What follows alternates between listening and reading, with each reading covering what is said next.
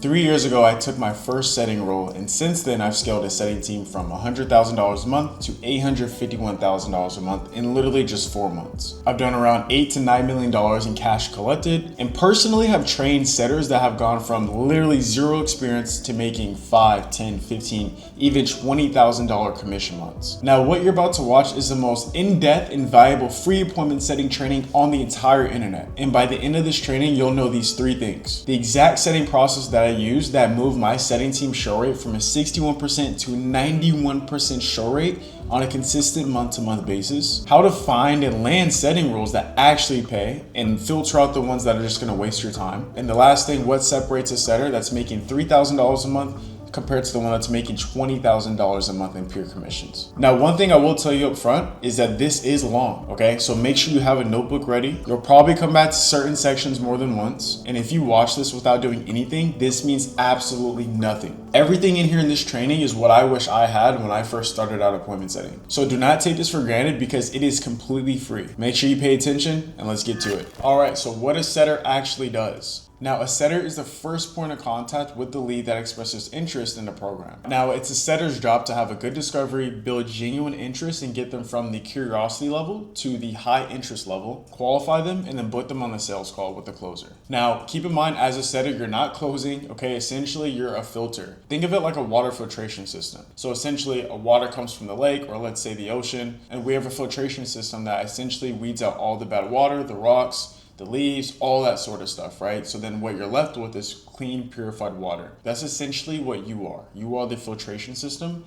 that filters out all the bad leads. So that way they don't hop onto the sales call, wasting the closer's time. Now, one of my best offers, the setting team equates to about 75% of the cash collected, which is actually really high. Also, I want you to keep in mind that the setter is the most important role in any business because without setters, the closers won't have any good leads to talk to at all. So without qualified leads ready to buy and have actual intent to actually make a change in their life, the closer has nothing. Now, is this legit? Yes, this is legit as long as you're working for a reputable offer or reputable company. The offer has real lead flow, a good product, so the fulfillment is good. They're actually getting their clients results, and there's real clients. Now, again, your job is just to qualify the leads, make sure that they're actually interested and want to make a change in their life and that they're excited to hop on the call, and you book them on a call with a closer. Only if they're a good fit. We're not booking everybody that we speak to. And if that lead closes, you get a commission. Typically, industry standards around 3 to 5%. So if you're selling on an offer that's $10,000, you get 3 to 5% of that. So that's anywhere between $300 to $500. Now keep in mind that there are some fake offers out there. So just be aware of these 3 things when you are looking for a reputable offer to work for. So if it's a job ad promising easy commissions and it just seems too good to be true, be careful of that. Let's say you hop on the interview, it actually turns into buying a course instead of actually working for them. Be careful of that because that actually happens a lot more often than you think. And then lastly, it's not really a real offer. They're just selling people and they're not really getting results, or the fulfillment is complete garbage. Stay away from those because those are a burning ship. And obviously you're not helping people. Now I will say that there was a time where I applied for a setting role and I noticed it being a bit fishy. So when I applied for the role, they actually had a setter call me to qualify me to see if I was a good fit for the program. Then they tried to get me to hop on an interview to close me.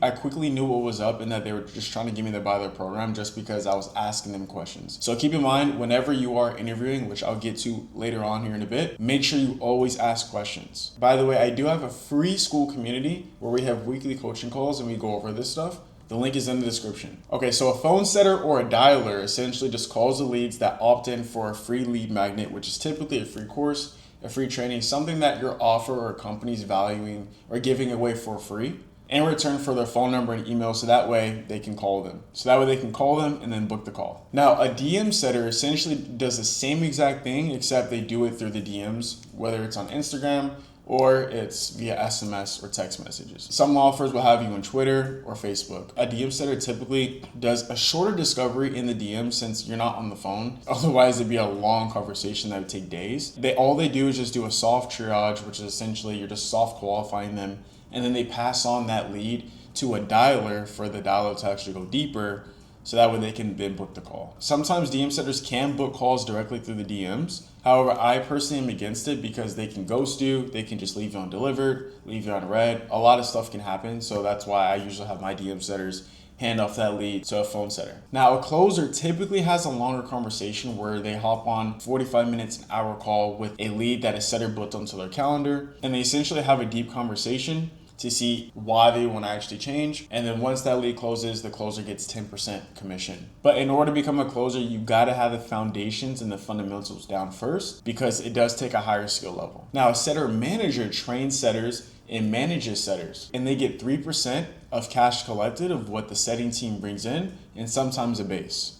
A base is just a salary. I'll explain more about what setting managers do at the end of this video. Now, an SDR is essentially a setter, but just for the corporate B2B version. They typically have a higher salary and a bit lower commissions, so it's more stable, it's more secure. But there is a lower ceiling because the commissions are lower. Now, this free course that you're watching right now is built around warm outbound and inbound setting around the high ticket education e-learning space. Some of the principles in this training can transfer elsewhere, but primarily, this applies to the e-learning and online education world. Now, if you're thinking about doing cold outbound or B2B SDR work, that's a completely different game. This is not for people who need money guaranteed from day one. You're afraid of rejection and it destroys you mentally. You're looking for easy remote money or a side hustle, and you're unwilling to follow a process and review your own work. Now, this is for you if you're coachable, you're competitive, you played sports before, you can handle uncertainty and performance pressure, and you're willing to put in reps before expecting results. Now, here's a realistic income and timeline.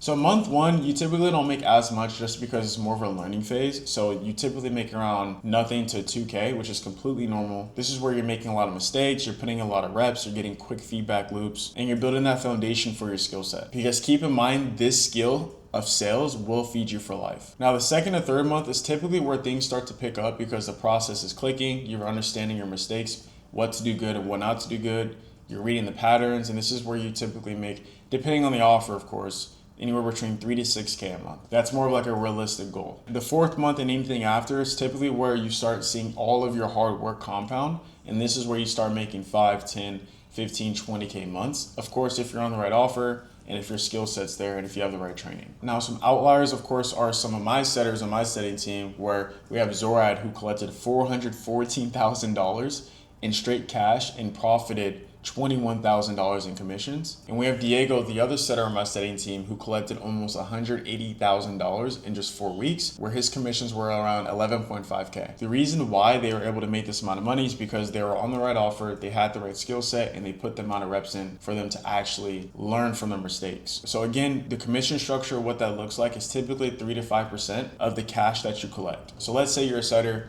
and you set a lead and a closer closes that lead for $10,000, you make anywhere between $300 to $500 commission on that. And keep in mind, that's just from one deal. Now, 2026 is honestly the best time to start this because the online education e-learning space is growing higher than ever. This is projected to be a trillionaire industry in the next 10 years. And honestly, this is going to be the new version of going to college and university, because everything's going online. Not to mention, there's always an absurd amount of demand for top tier setters that are actually good. It's unreal. So even though it may seem saturated and there's a lot of people that are setting, I can guarantee you there's a huge gap between the average setter and a top tier setter. And we need a lot more top tier setters in this space. So essentially, you'll never have a time where you're without work. And don't worry, I know there's a lot of talk about this AI stuff. I want you to realize that AI is actually automating the admin work and the basic tasks, and not phone setters. Because what does get automated is the basic DMs, the scheduling, the lead sorting, all of the boring stuff. What stays human is actually feeling the energy between you and the prospect, listening and reading the tonality, showing empathy, and building trust within 5 minutes. Because what you have to understand is that sales is energy. And one thing I want you to realize as well is that there's less competition at the top because a lot of people quit when it gets hard within the first 2 to 3 months. Now, the biggest mistake that a lot of setters get wrong is not treating the setting call like a mini sales call. They don't have good discoveries, they're not showing empathy, and they're forcing people on sales calls. Now, I want you to understand that leads can feel that every single time. It's something called commission breath. This means that a lead can feel the moment that you need to get the set or the close. And once they feel that, they're gone. And even if they do say yes to actually hopping on that sales call, they're not going to show up. And this is how your show rate can actually go down. And if they don't show up to the call, you don't make any money. Now, I want you to write this down. If you book them in, that does not change your life. If they don't book in, your life still doesn't change. Stay neutral. This is how you win in business. Be detached from the outcome and focus on your inputs. Business is always a roller coaster of ups and downs, and the ones that actually do win are the ones that stay neutral and detached from the outcome. Now, there's 3 types of leads. There's leads that are called laydown leads, which are pretty much ready to buy. They're already convinced, they just need the call to be confirmed, a little bit more information. So with these leads, you typically don't want to go through the full setting process just because you can actually desell them. Just give them what they want and be on your way. There's the skeptical leads, where these leads have been burned before, they're testing your patience, they're asking all these questions, and I want you to understand that once you're patient with them, you actually get down to the root cause of why they're feeling that way and how they've been burned before, you will win. Sales is all about understanding people at the deepest level, because once someone actually feels understood, they're gonna trust you more. And once they trust you, they'll buy from you. And then we have the info gatherer, and they're pretty much always researching things. They're not ready, they won't show up. So once you realize that you have this type of lead who's not gonna change at all, identify them, just send them the resources and be on your way. Now, in terms of the length of the setting call, a 45-minute setting call is a red flag. That's way too long. A really good setting call needs to be anywhere between 8 to 15 minutes. This means that everything is tight-knit. You have a clean qualification process. You built the urgency. You got them excited to hop on the call. You book them in, and that's it. You're done. Your real job is to help the prospect figure out if this is the right thing for them. And then the set is just a byproduct of helping them. Now, if you want to be a top-tier setter where you're making high commissions, there's 2 ways that they operate differently. Number 1, their detachment from the outcomes. If they have a big month, they stay neutral and they get back to the inputs. Sure, it's good to celebrate and appreciate the big month and the hard work that you've done, but don't let it last for too long, because it is a new month and you're back down to 0. If they have a terrible week, they just diagnose the data, see where they went wrong, see where they went right, and fix where they went wrong, so that way they can do more of what's right. And at the end of the day, they just keep going. Once you realize that everything in business is just data, you will win. And lastly, they don't get desperate on a call, because again, that's commission breath and leads can fill that. Now, number 2, there's a helping mindset versus the selling mindset. The selling mindset is very selfish. It's more so just like, how can I get this person to book so I can make money? The helping mindset is like, okay, what's currently going on in their life to where they need to fill out this form to change their situation? A top tier setter is in genuine help mode. They're asking better questions. They're present. They're actively listening. And as a byproduct, they get the set. Now, all sales is at a high level is just holding up the mirror to the prospect to show them where they are and what they need to change in order to get them to where they want to be, or else they're going to be where they don't want to be. I want you to realize this: who you are off your sales calls is who you are on your sales calls. Don't put on a fake persona when you're on your calls, because if it's going to feel unnatural and people can feel that. Be who you naturally are. This is what separates a bottom setter from a top setter, is when you've actually done the work on yourself. Now, when you've done the work in terms of overcoming your limiting beliefs by asking yourself the hard questions, you can help the prospects overcome their own limiting beliefs by asking them hard questions, because you've already done it for yourself. This is what's called a self-discovery. So you're basically running a discovery on yourself like you would to prospects, except it's just on yourself. And you're trying to figure out what's holding you back from getting to where you want to be and why you're currently in the situation you're in right now. I'm telling you, this changed the game for me when I started doing this. My awareness went up at a level that I didn't even think was possible, and this allowed me to help more people. And the setting game actually became a lot easier for me. And by not doing this, the setting process can actually become really hard because you don't have that level of awareness. Because I want you to remember, everything starts with you. You create your own objections and you create the results that you get. Now, another thing that I want you to know is that presence is the foundation. So if you're talking to a prospect and you're always thinking about what's the next question to ask, I'm telling you now, that will not work. I say this because your best next question will come from their answers. I'll go into more detail later in this video on what that means. Now, here's a real week in the life of a setter. So typically in the morning for like the first hour, you're typically doing data reviews. So you're reviewing the data from yesterday and you're following up with all your leads via text messages that are interested in having another conversation. You check what needs fixing from yesterday. Now, during the working hours is where you're doing your dials and you're having all your conversations. So typically a good goal to shoot for is anywhere between 10 to 15 conversations that last over 2 minutes. Now, it honestly depends on the amount of leads and the volume that you guys are getting. I will say that you will get a lot of 30-second calls where someone picks up the phone and they're not available to talk right then and there. So then you have to call them back. Or they say that they looked into it more and that they're not interested, or that they simply just don't have the money. They hang up. I mean, that's honestly the job of being a setter. Now, some days people will pick up the phone a lot more than other days. And some days, almost no one picks up the phone. It really depends on the time that you're calling them throughout the day. Are they on their lunch break? Are they at work? It also depends on the type of ICP, which is the ideal customer profile. So who are you talking to? Are you talking to 18 or 25-year-olds? Are you talking to people that are retired, right? You have to think in the mind of, okay, what is this person doing? What would they typically be doing? Because this is a game of who can last the longest by adapting to the market. And I want you to understand this as well. People will hang up the phone on you. They will reject you. They will stop answering you when you're following up with them. That's totally okay. I just want you to understand not to take any of it personally. It's part of the game. I remember when I first started dialing, the first week sucked. Keep in mind, I was cold calling, so this is way worse than what you're going to be doing. But the first week, I was getting rejected left and right. But then I started reading and understanding the patterns. So since I was doing $200 a day, I was getting quicker feedback loops. This means that I would say something, and if it didn't work, I quickly adjust it to try something new to see if that would work. If it did work, cool, I keep it a part of my process. If it didn't work, I change it again. So fast forward a few weeks later, and then I got my first close, all because of the feedback loops. I want you to understand that the more reps you put in a shorter amount of time, the quicker you're gonna get better. And keep in mind, this was for my own agency, which is way harder than setting on an offer. So fast forward a few months later, when I got my first setting role on a YouTube offer, I immediately crushed it because I knew what it took to be great. Not to mention, when you're selling on an offer that people actually want, it's way easier. So month one is typically building the habit and building the skill set. Month two is typically just refining the process. And then month three and on is just a compounding effect of all the hard work that you've been putting in. And all the talented setters that you see making a lot of money, like 5 figures and beyond that, isn't talent. It's just because they're the most consistent. Now, the first 30 seconds on a setting call determines the whole call and how it's going to go, because people are trying to figure out who you are and why you're calling them. Most setters blow up by saying things that don't establish control or authority. And if you have a bad frame or you don't set frame at all, it's vague, there's no structure, and there's no purpose. The lead has no idea what's about to happen, and that's when they start getting skeptical and they start asking you questions. So here's how the intro sounds and how I typically set frame, and I have all of my other setters do it as well. Hey, is this John? Yeah, this is John. Who is this? Yeah, this is just Aaron with XYZ company. Yeah, I was just reaching out real quick to see if we can even help you out in the first place, and if I feel like we can and there's some sort of alignment, I'll explain more on how we can do that step by step. How does that sound? Now, don't make this feel like an interrogation.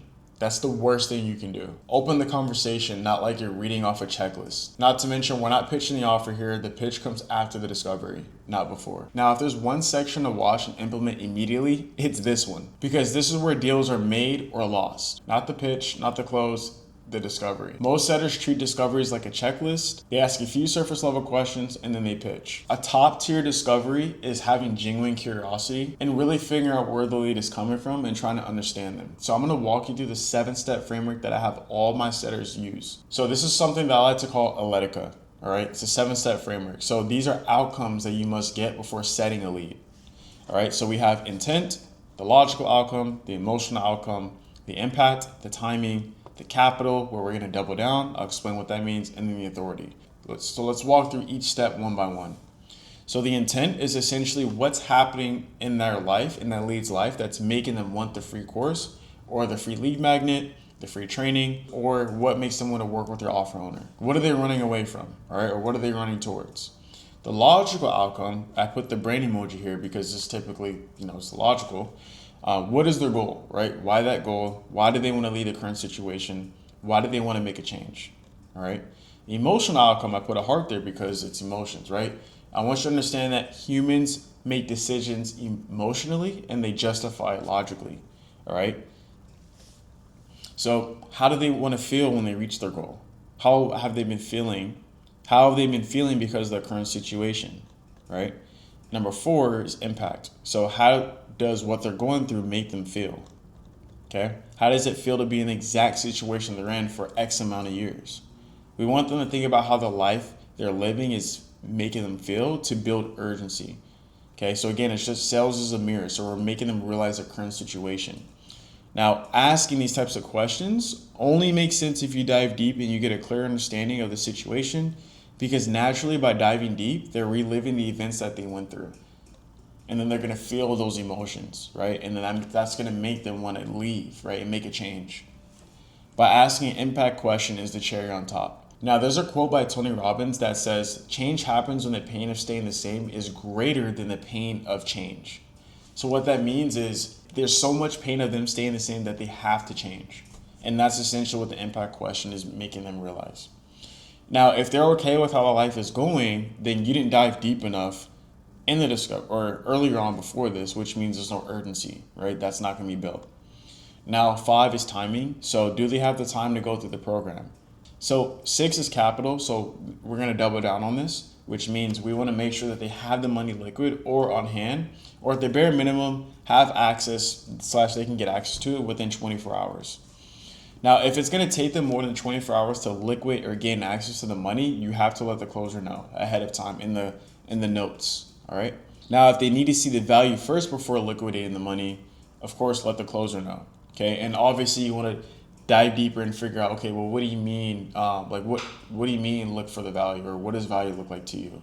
Now, number 7 is authority. Okay. So spouse and partner. We need to make sure that if they need permission or if they're working with a partner, if so, make sure that they're both on the sales call. Okay. Because sometimes what you'll find is that they'll say, yeah, I have a spouse who's involved, but they don't need to be on the call. And then they hop on the call with the closer, and then they say that they do need to be on the call.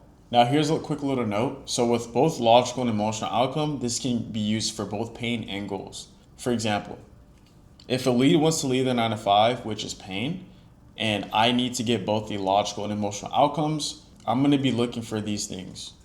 So logical outcomes. So that's like working too many hours. That's not making enough money. That's they can't spend enough time with their family, or it's too much of a drive back and forth to the 9 to 5. Okay, some emotional outcomes are, so because they're working too many hours, they're feeling drained and tired, right? So you have the logical outcome, what's logically going on, they're working too many hours, how are they feeling because of it? Well, they're feeling drained and tired, right? And then you can ask the impact question, well, what's it like working 80 hours a week to where you're feeling drained and tired, right? Like, what's that like? Or yeah, what's it like not being able to see your family? Number 2, not making enough money, which means that they're stressed out about the bills. Okay. Number 3, they can't spend enough time with the family, which means they're feeling distant with the family and they miss them. Number 4, it's too much of a drive back and forth to the 9 to 5, which is making them irritated and they hate it. All right. So this is essentially what I have all of my setters do on all the setting teams and all the setters that I'm training. They use this framework and it works tremendously. Hello? Hey, is this Jeremy? Yes, it is. Hey, Jeremy. Yeah, this is just Jordan with the team. I was just calling because I saw you fill out the form about scaling your personal brand. Is that right? Yeah, I did. I got a DM back a while ago, and they said like if I didn't have, I think it was like the amount of money that I had to like input wasn't enough to get started. Oh, gotcha. How long ago was that? That might have been I think like January. Okay. Has anything changed since January? Um, just got busier. I mean, other than that, yeah, just working more. But in terms of like being able to financially, like, I don't know how much the like input was. They didn't like give me a number of like what you need to put in, but yeah, I don't know if you have a number. Maybe I could make that work, but Yeah, I mean, I'd say it's like anywhere between, I mean, on the lower end, like around 1 to 2K. Is that doable? 1 and 2K. And then how long is that for? Is that just like a month? Is that Yeah, it's a year. oh, it's a year. Dope. Yeah, Um, but that'd be like the starting, of course, right? Just like minimum. minimum. And then how often are you paying in, kind of thing? How do you mean? So like after the minimum, like is there any more that like I'd be paying in consistently? Like Well, yeah, I mean, like that's just the minimum for you to get started, and like pretty much like a lot of people do get started with like anywhere between 1 to 2K, and then I just wonder like if that's doable, because if it is, then we can talk more, and I can see how we'd be able to help out. Because again, I don't know if we even can help out in the first place. got it. Yeah, no worries. It's doable. I don't know if I don't know. I'm not really a big fan of all this like secretly kind of like, oh, is it doable? And then like, oh, like, oh, I'll talk more if like you can or cannot do that. So like, I'm good right now. I Hmm. appreciate it. You have a good one, man. Okay, all right, you too. Peace. Please stay on the line. So, if you don't know, I'm calling back that dude to tell him the price because that's what he wanted. And I got confirmation from the Hey, manager, what's up? so yeah. Hey, Jeremy. I know we recently spoke and you wanted to know the price. Is that right? Yeah, I mean, I'm just trying to figure out if it's something I'm worth, if it's like something I can even afford to do. I mean, like when it says like, oh, that's starting, and then like I don't know monthly fees, I don't know like any of that stuff, and so, I mean, it's okay if like you guys can't give that out. I totally get it. Like I understand. Like the last guy I talked to, he made it abundantly clear. He goes, "There's a lot of people that want this spot," and so I was like, "All right, cool." Um, I took it like that. So yeah, Yeah. I'm unsure. Yes. Yeah. I know you said 2K was doable. So, I mean, for what the program I was talking about is 5K. Obviously, there's a lot that goes into it, but I just want to make sure that, like, I'm just being transparent with you. And then, obviously, I need to see, like, what's the reason for you even wanting to do this, but I just thought I'd be transparent with you. So, yeah. No, I appreciate that. That was better than I got from the last guy. So I mean, thank you. Yeah. In terms of like program and all that, I understand that also a lot goes into it, but I think like from my standpoint, it's like the main goal of what I'm trying to do is learn from someone that's already done it so that I can get to the same kind of result or something near it for what I'm looking for. Um, in terms of like equipment, filming, all that, like a gym location, I could do that. Like that's all covered. All my bases are covered there. It was just more trying to like get knowledge from someone that's already done it, and that was my main purpose of filling out the form. Okay. Yeah, I guess what's the end goal then? Because it sounds like like kind of like what you're looking for, I guess, or like yeah, what does that look like? If you could break that So down. my main end goal is to be able to supplement, not supplement, well, to totally cover my living expenses from social media. And Okay. so currently I work a 9 to 5, and I would love to basically do everything on social, but also like I feel like I just want to like help people too, but it's a kind of hard to do that. Work 9 to 5, come back home, film, and then sometimes like my 9 to 5s are like really like 7s to 7s, and so it's like I'm constantly moving, and I was like, that's kind of where I was like looking for the advice that I'd be able to get, being okay, like instead of me sitting here, YouTube, TikTok, Instagram, trying to figure out on my own, kind of get advice from someone that's already done it. And that was my main reason of trying to join. Is like, okay, this person's done it. I know I'm capable of doing it. I'm fully confident in being able to do it, having the tools necessary at my fingertips. Literally, the only piece missing is the advice. How do you know that's the only piece missing?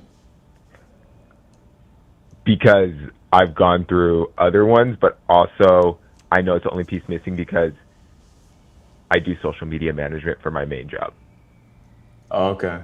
Understood. And So so you just need to learn from someone. Okay. Go ahead. I Sorry. just need, yeah, it's like a personal brand versus like running like company brands and everything like that. Like if someone's like, oh, hey, how can I scale a business on social media? It's like, oh, I got that. I understand that.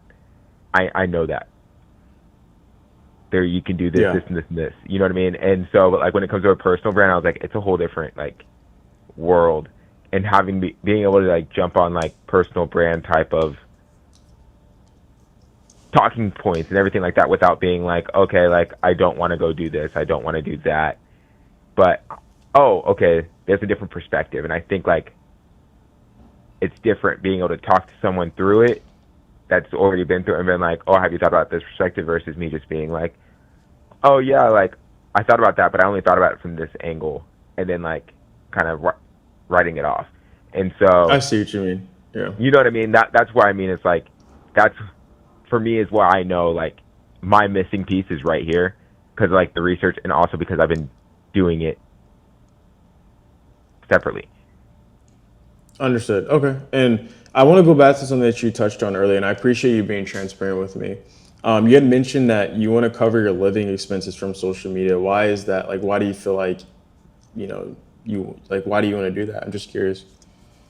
Yeah, for me personally, it's just I feel like I can do more with like a platform in terms of like helping people in similar situations that I was in with like just talking about myself. I lost 270. I was 275 pounds.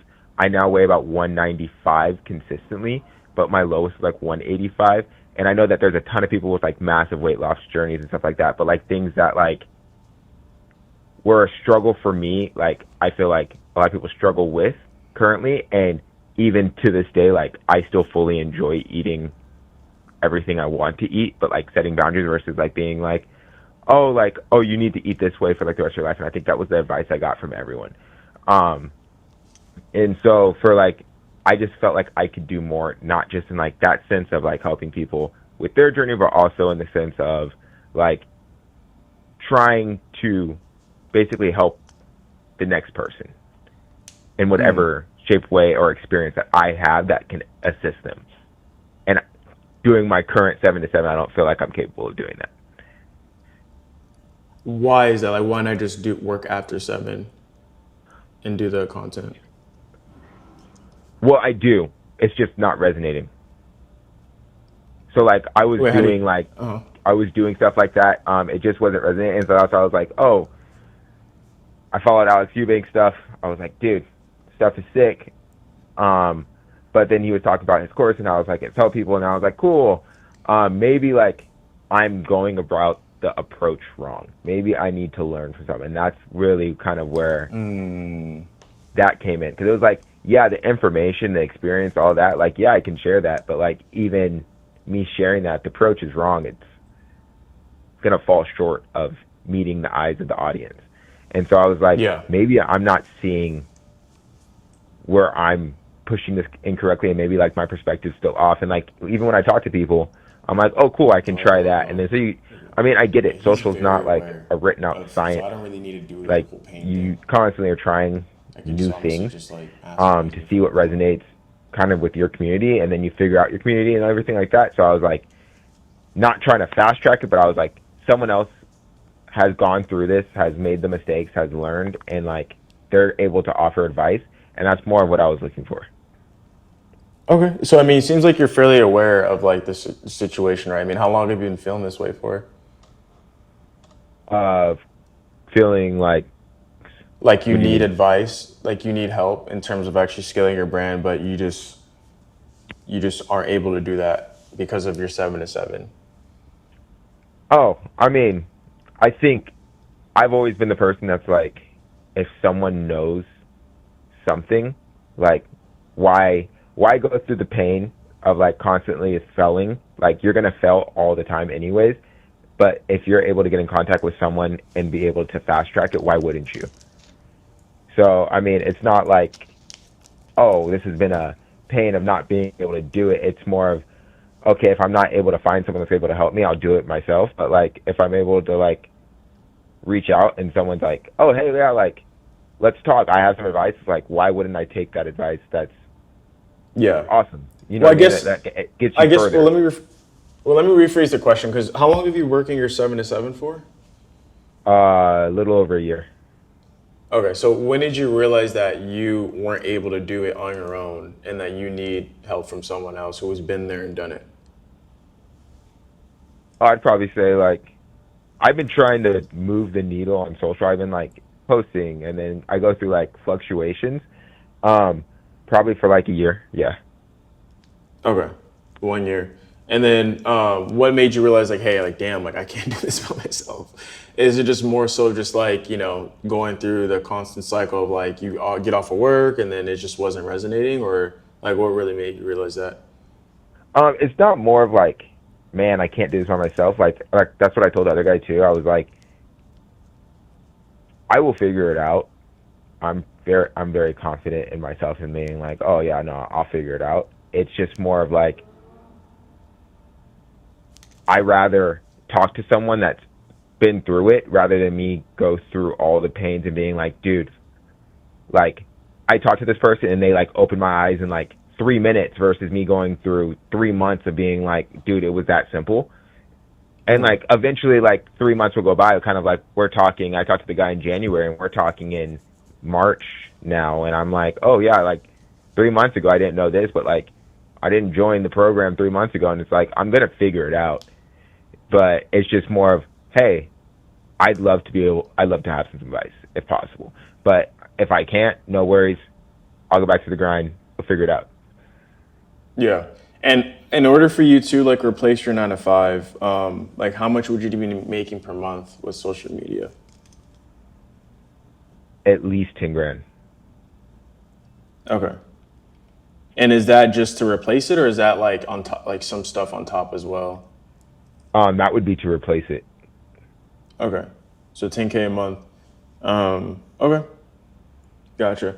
And what's like the timeline on like how soon do you want to get there? Like realistically? Realistically, I mean, if I was able to do it within the next 6 months to a year, I'd be stoked. Okay.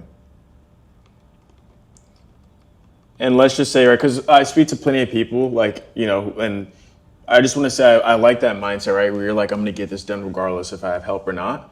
But we do have to, like, look at the past, right, and because I've spoken to some people who've been in a similar position where they've been trying to do it for the past 2 years, and they kind of have, like, a similar mindset where, like, yeah, like, I'm going to get it done regardless. But then if we look back on what the past 2 years have been doing in the past, like they haven't really, like they've gotten some places, but they're not quite exactly where they want to be to where they're making 5 figures a month.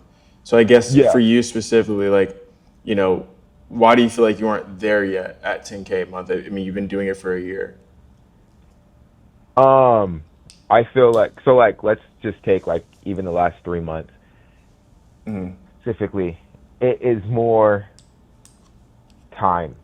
So like 7 to 7, and then jumping in straight into like flipping from I'm building a brand versus I'm building like my personal brand has been like, I think the hardest thing for me personally is like that mind switch between the two.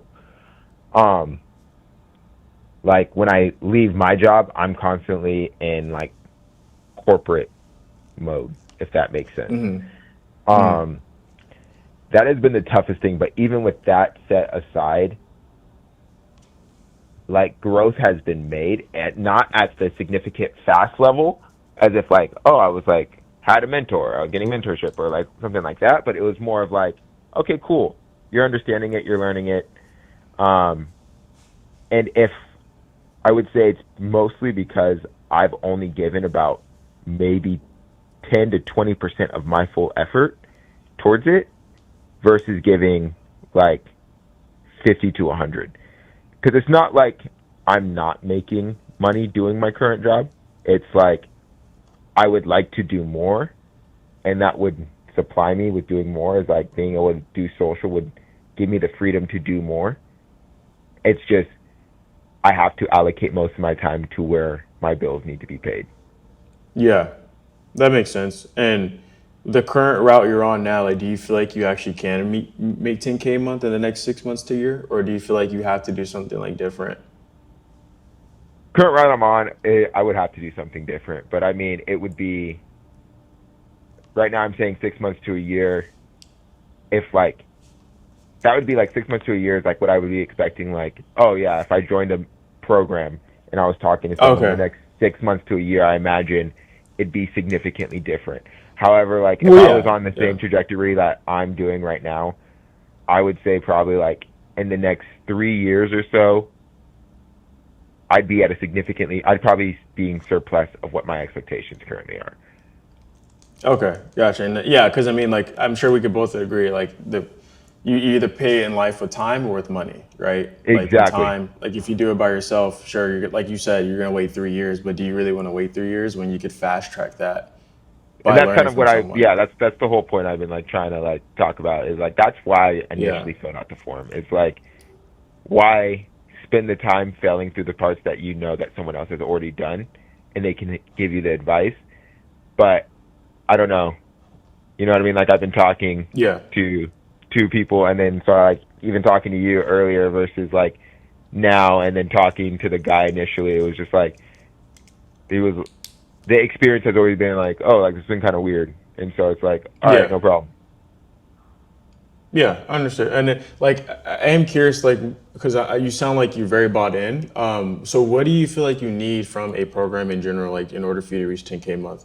Like, give me like the next steps. I know you said advice, but like advice on like what to post or like just in general. Yeah, I think it's like the landscape of it. So like not only like what to post, but like also like feedback on posts. Like I think that's where like a lot of people like get miss is it's like, okay, cool, you posted it. Like, yeah, I need to be proud of it, and yeah, it may not have performed well, but like, oh, like was the post like actually bad? Was there other like stuff that happened in the world that day that like might have like affected that post? But like, or was it like, dude, you didn't do this in like the first 10 seconds, or like you fell flat right after the first 10 seconds, and it's like that's why like no one like was into it at all. And so like all those type of things where it's like the feedback, like, oh, you see a post, you look at it, and you're like, okay, cool, that's awesome, but like what could have improved on your next one? I see. Okay, yeah, we could definitely help out with that, man. I mean, and even more important, like for Alex and our team, is actually making sure you have the time to growing your brand. So, I guess how much time would you say you have available to actually build your brand, like on a weekly basis? On a weekly basis, I could probably carve out, if like I had the mentorship, the advice, and everything, like I would carve out probably 20 plus hours more. 20. You said 20 plus hours or 25 hours? 20 plus hours. Oh, 20 plus hours. Okay, yeah, that's good, man. Dang, you seem really dedicated. I like that. All right, cool. Well, what we'll do is for anyone looking at getting more help with scaling their personal brand, is we schedule a bit of a longer meeting with one of Alex's right hand guys. They're very well versed in the personal branding, just like him, and I can see him being able to look into your situation and how we actually can get you to 10K a month within 6 months to a year. So if there is alignment and show you how we can help, what time tomorrow will work best for you to take a 1 hour call on Zoom? Now, typically on setting calls, you want to start with goals first, and then closing calls or sales calls, you start with pain. But I will say that you do want to use whatever they give you first, because whatever they give you first is what's top of mind. Now, you need to probe on what they said and not what you plan to say. A lot of setters are already thinking about the next question to ask and not really listening to the prospect. Top tier setters actually listen and follow what the prospect means, and they follow that thread, because the best next question comes from their answers. You just have to listen for it. And when you are asking questions, the quality of your questions determines the answers that you get. So if you ask a fluffy question, you're gonna get a fluffy answer. So be very short, concise, and direct with every question that you ask. So what I want you to do is, before you ask any type of question to a prospect or to a lead, think about the outcome that you want to get from asking that question. This will help you ask better questions in an instant when you start thinking this way. Another thing too is, don't be afraid of the silence. There's no need to fill in the silence with filler words. Sit in that silence. It's okay. Think about the best next question to ask, and then just ask it. By the way, the full ILEITCA discovery framework that I just walked you through, I put it together as a downloadable doc that you can start using on your calls today. So you can print it out or have it up as a tab on your computer while you're on calls and you're building this skill set. It's free, of course. The link is in the description, so go ahead and grab it right now. Now, financially qualifying is probably one of the most important steps you can have on a setting call, because if you book a lead that does not have the money or that can't afford the program, you just wasted 30 to 60 minutes of the closer's time. Imagine this: you book a call for the closer, they had a full discovery, they thought it was the best discovery they ever had, they pitched the lead's all excited, and then they get to end the call just to find out that they're broke and they can't afford the program. That's not just a lost deal, that's a closer who does not want another set from you. And when a closer feels like this and tells you that and says, hey, I don't want one of his sets, that's one of the worst feelings you can have. And then over time, as closers don't want your sets, you won't have a job. So here's how to financially qualify and double down. What you're gonna do is, you're essentially just gonna frame everything in their best interest. So you're gonna say, okay, cool. And in order for you to insert their goal, so let's say their goal is 20K a month and I'm selling a YouTube automation program, right? Okay, cool. And in order for you to, let's insert their goal. So let's say their goal is $20,000 a month and I'm selling a YouTube automation program. Okay, cool. And in order for you to actually make $20,000 a month, so that way you can spend more time with your family and not work 80 hours a week, how much capital do we actually have set aside to invest in the opportunity to learn the skill set to make this change, right? And then let's say let's say their program is 5K, right? And they have 4K or 3K, right? That's totally fine if the offer accepts it. But let's just say they do, and they can do a payment plan, right? So I'm gonna double down and say, okay. And sometimes when I ask people that question, they say, yeah, I have it, but I just need time to come up with it or liquidate it. Is that the case with you, or is this something that you already have at the moment? Again, I'm not asking for that now. right? And then they say, yeah, I have it now. And if they say, oh, I don't have it, well, then you'll say, okay, cool. And how do you mean you don't have it, right? Clarify. And then they say, oh, yeah, I just, I get paid in 2 weeks. Gotcha. Understood. So then if they don't have it at the moment, what you're going to do is you're going to dial them when they will be able to get the money. So you'll set up a follow-up task or a reminder in your CRM or on your phone to call them back during that time when they will have the money. And then you just make sure they have the money at that time, and then you can book them in. Now, this single step of financially qualifying and doubling down will drastically increase your set to close rate. Now, when you're in discovery with a lead, I want you to understand that you only need to go deep on one solid pain point to set someone. One real deep emotional reason. And when you do this, you build the urgency and you increase the probability of that lead showing up by 70%. This pre-handles objections, which just means that the objections come out on the setting call. So that way you're able to prepare the closer on how to handle it before they do pitch on the sales call. And it makes the lead actually want to hop on that next call and show up because they know they need to change. But instead of going deep on that one thing, 99.9% of setters are trained to go wide instead of going deep. They just check boxes, they're just covering ground, they're just moving fast to get as many sets as possible, and they're playing the quantity game versus the quality game. And when you go wide, you get the what people do, but you never uncover the why people do what they do. And the why is where the laydown sets actually happen. Now, a laydown set is basically a set that you put onto a closer's calendar where they're super hot and ready to go. They just need to ask and know a few things, and they're ready to buy. Now, before I came to manage the setting team, they were stuck at $100,000 a month in cash collected with a 61% show rate, which is below industry standard. I changed one thing. I got them to stop going wide and start going deep. And in literally just 4 months, this same setting team is close to making $1 million a month. To be exact, $851,000 a month with a 91% show rate. A complete 5x in cash collected with a 30% increase in show rate, all from just one shift. That's what this comes down to. So what does going deep actually look like? Well, it all starts from one paradigm shift. You have to understand that sales is a mirror. The quality of your questions always determines the quality of the answers that you'll get. If you can't understand why you're asking the questions, how do you expect your prospects to know the answers? If you can't have a real conversation with the person, no script and no framework in the world will save you. So with that being said, here's a full in-depth training on how to go deep and not wide. Okay, so what most setters do on a lot of offers, it's funny enough because the offer that I'm currently managing now, I started managing about a year ago. They were doing the exact same thing, which is why they were at the cash collector that they were at. Okay, so most setters ask very surface level questions. Like for example, if I'm selling a B2B offer, right? How long have you been in business for, right? And then they start asking, oh really, how's that going? Right? Well, what are you doing for marketing right now? Right? What are you doing for sales? Oh, okay, cool. And I guess how much money are you making per month? How much are you guys doing in revenue? Gotcha. And in order for you to reach, your goals, how much can you invest? Right? Some bullshit like that. And the reason why it is so funny because a lot of setting teams actually do this shit more often than you think.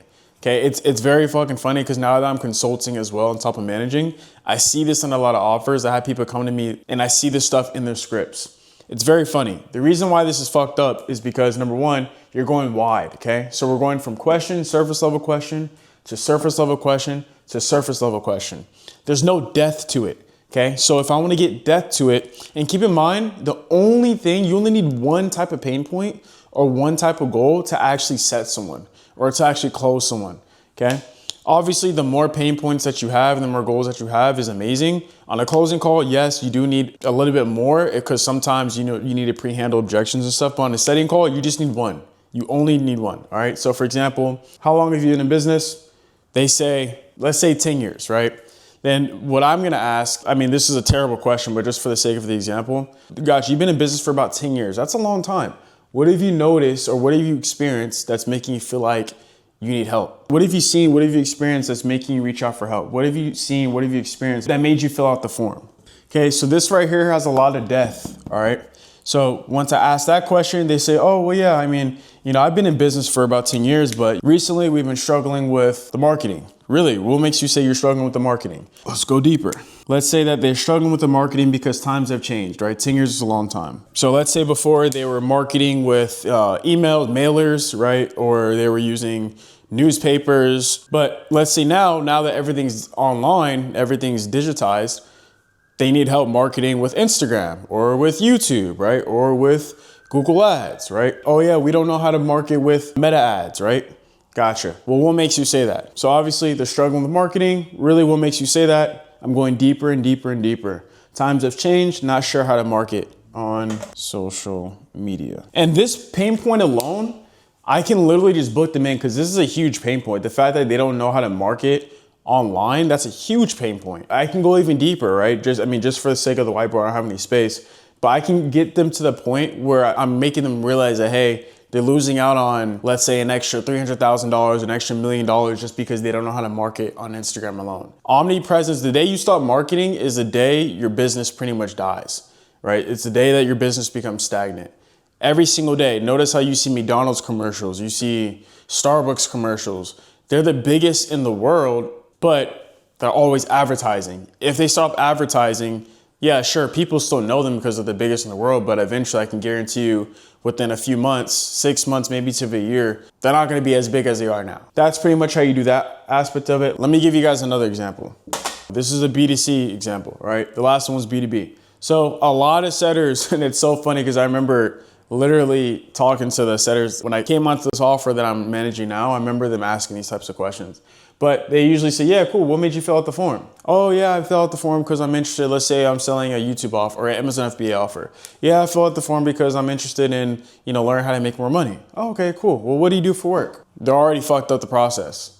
Okay, they're clearly not listening. Oh yeah, well, what do you do for work? Oh yeah, I'm in construction. Okay, gotcha. And how much money do you make? There's a huge fucking problem with this. And if you cannot see it, that's amazing because you're watching this video. I got you. The reason why this is fucked up is because number one, we're going wide and we're not going deep. We need depth to our conversations, to the questions that we're asking. For example, this is very surface level. You're going from big question to big question to big question. We need to go deeper. They say, what made me fill out the form? What made you fill out the form? They say, oh yeah, I want to make more money. I can actually ask multiple questions from this. I can take this different ways. Number one, I can say, really, what does making more money look like for you? I can say number two, why do you want to make more money? Three, what has you looking to make more money? There's so many different ways I can go around off of just these three words right here. If I say, oh really, what does more money look like to you? Or what does making more money look like to you? That's gonna take me to goals, right? They all are actually, because this is kind of like a goal-oriented phrase because he's saying, I want to make more money. Whenever you say I want, that means you're typically going towards goals, right? So I can say, what does making more money look like? What they're gonna tell me is, oh yeah, I wanna make more money because it could be a multitude of reasons. I wanna leave my job, right? What do you do for work, right? But keep in mind that whenever you are doing BDC, unless if it's like specific for your offer, you don't really need to ask what they do for work because they're automatically gonna tell you what they do if they're trying to leave their job. So I ask, what does making more money look like to you, right? Or how come you do wanna make more money? They say, oh, well, I know sometimes you guys get these phrases like, oh, well, who doesn't want to make more money, right? Well, obviously, no, everyone wants to make more money, but money is just a tool at the end of the day. No one wants to make money just for the sake of making money. It's just paper. We can't do anything with that. People want to make money so that way they can do things like go on vacation or invest in some more property to make more money. So that way they can retire earlier, right? Money is just a tool to get you to where you want to go. For you, what are you hoping that the money can do for you? Why do you want to make more money? All right, that's typically how I have my setters reframe the prospects whenever they give us this bullshit answer. Let's say they say, leave 9 to 5. Here, this is pretty simple, but what do I do from here? I'm not gonna go wide, I'm gonna go deep. So I would say, why do you wanna leave your 9 to 5? Or what's coming up for you to where you wanna leave your 9 to 5? Or what have you experienced that's making you want to leave your 9 to 5? I do have a document on the different ways to ask why. So if you want that, just comment the word why down below and I'll send it over to you. So let's say, how come? And then from here, they're pretty much just open up to me and say why they want to leave the 9 to 5. Whether the traffic going to work is terrible, there's a lot of drama at work, they work 80 hours plus a week, the boss hates them, the pay is terrible, whatever it is. That's literally all. Notice how I got all of this just from going deeper instead of going wide. I got this level of information by just going deeper. And then naturally, once I'm done with that, then pretty much I can just financially qualify, pitch the call, and then set them. And notice how I didn't ask, what do you do for work? They're naturally gonna tell me what they do for work because I went deeper, because I'm having a conversation. Like I said before, you don't need to know how much money someone's making in B2C unless if your offer, like they need to be making a certain amount for your offer or your company in order for them to get approved or something. But typically, a lot of BDC offers, you don't need to know how much they're making because they could be making $25,000 a month, but their expenses could be $25,000 a month, if not more, and they can have no savings. And then they hop on the sales call and then they're broke, right? Oh, but I set this guy because he had $25,000. He's making $25,000 a month. Yeah, but his expenses are $25,000. Or he's in debt, right? His expenses are $30,000 a month and he has no savings. How the fuck do you think he can invest if he has no savings or if his expenses match his income? Makes no sense, right? That's why I have my setting team all the time.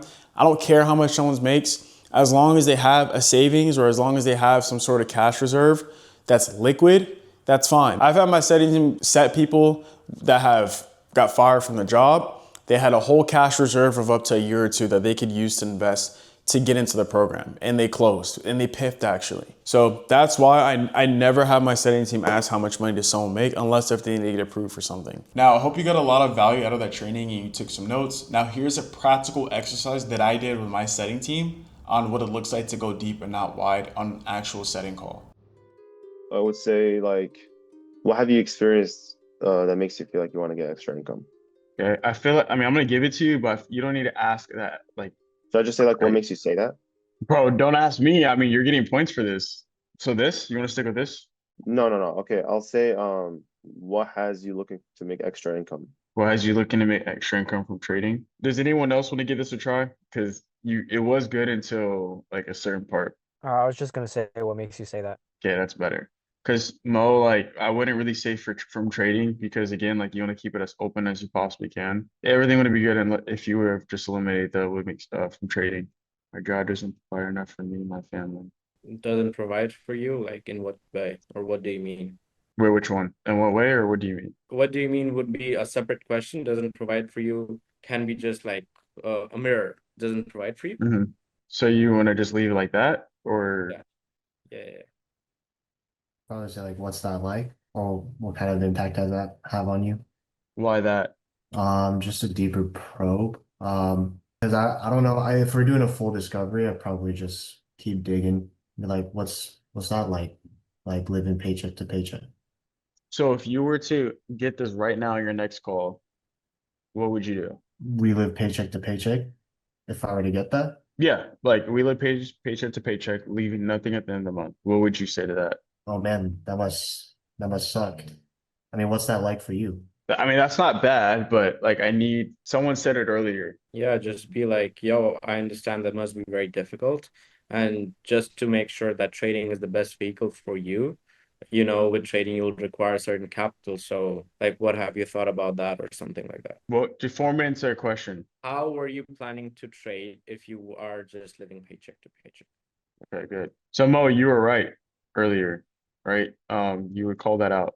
Me and my wife have a savings account and the liquid capital sits there doing nothing. Is your wife also looking into trading, or is it just you? No, I don't like that question. Shuvik? If you're going the qualifying route, I would just ask, okay, so for you, like, what's the income you were looking to make? And then how much of capital have you saved up to trade? That's what I'm planning. I'm not sure.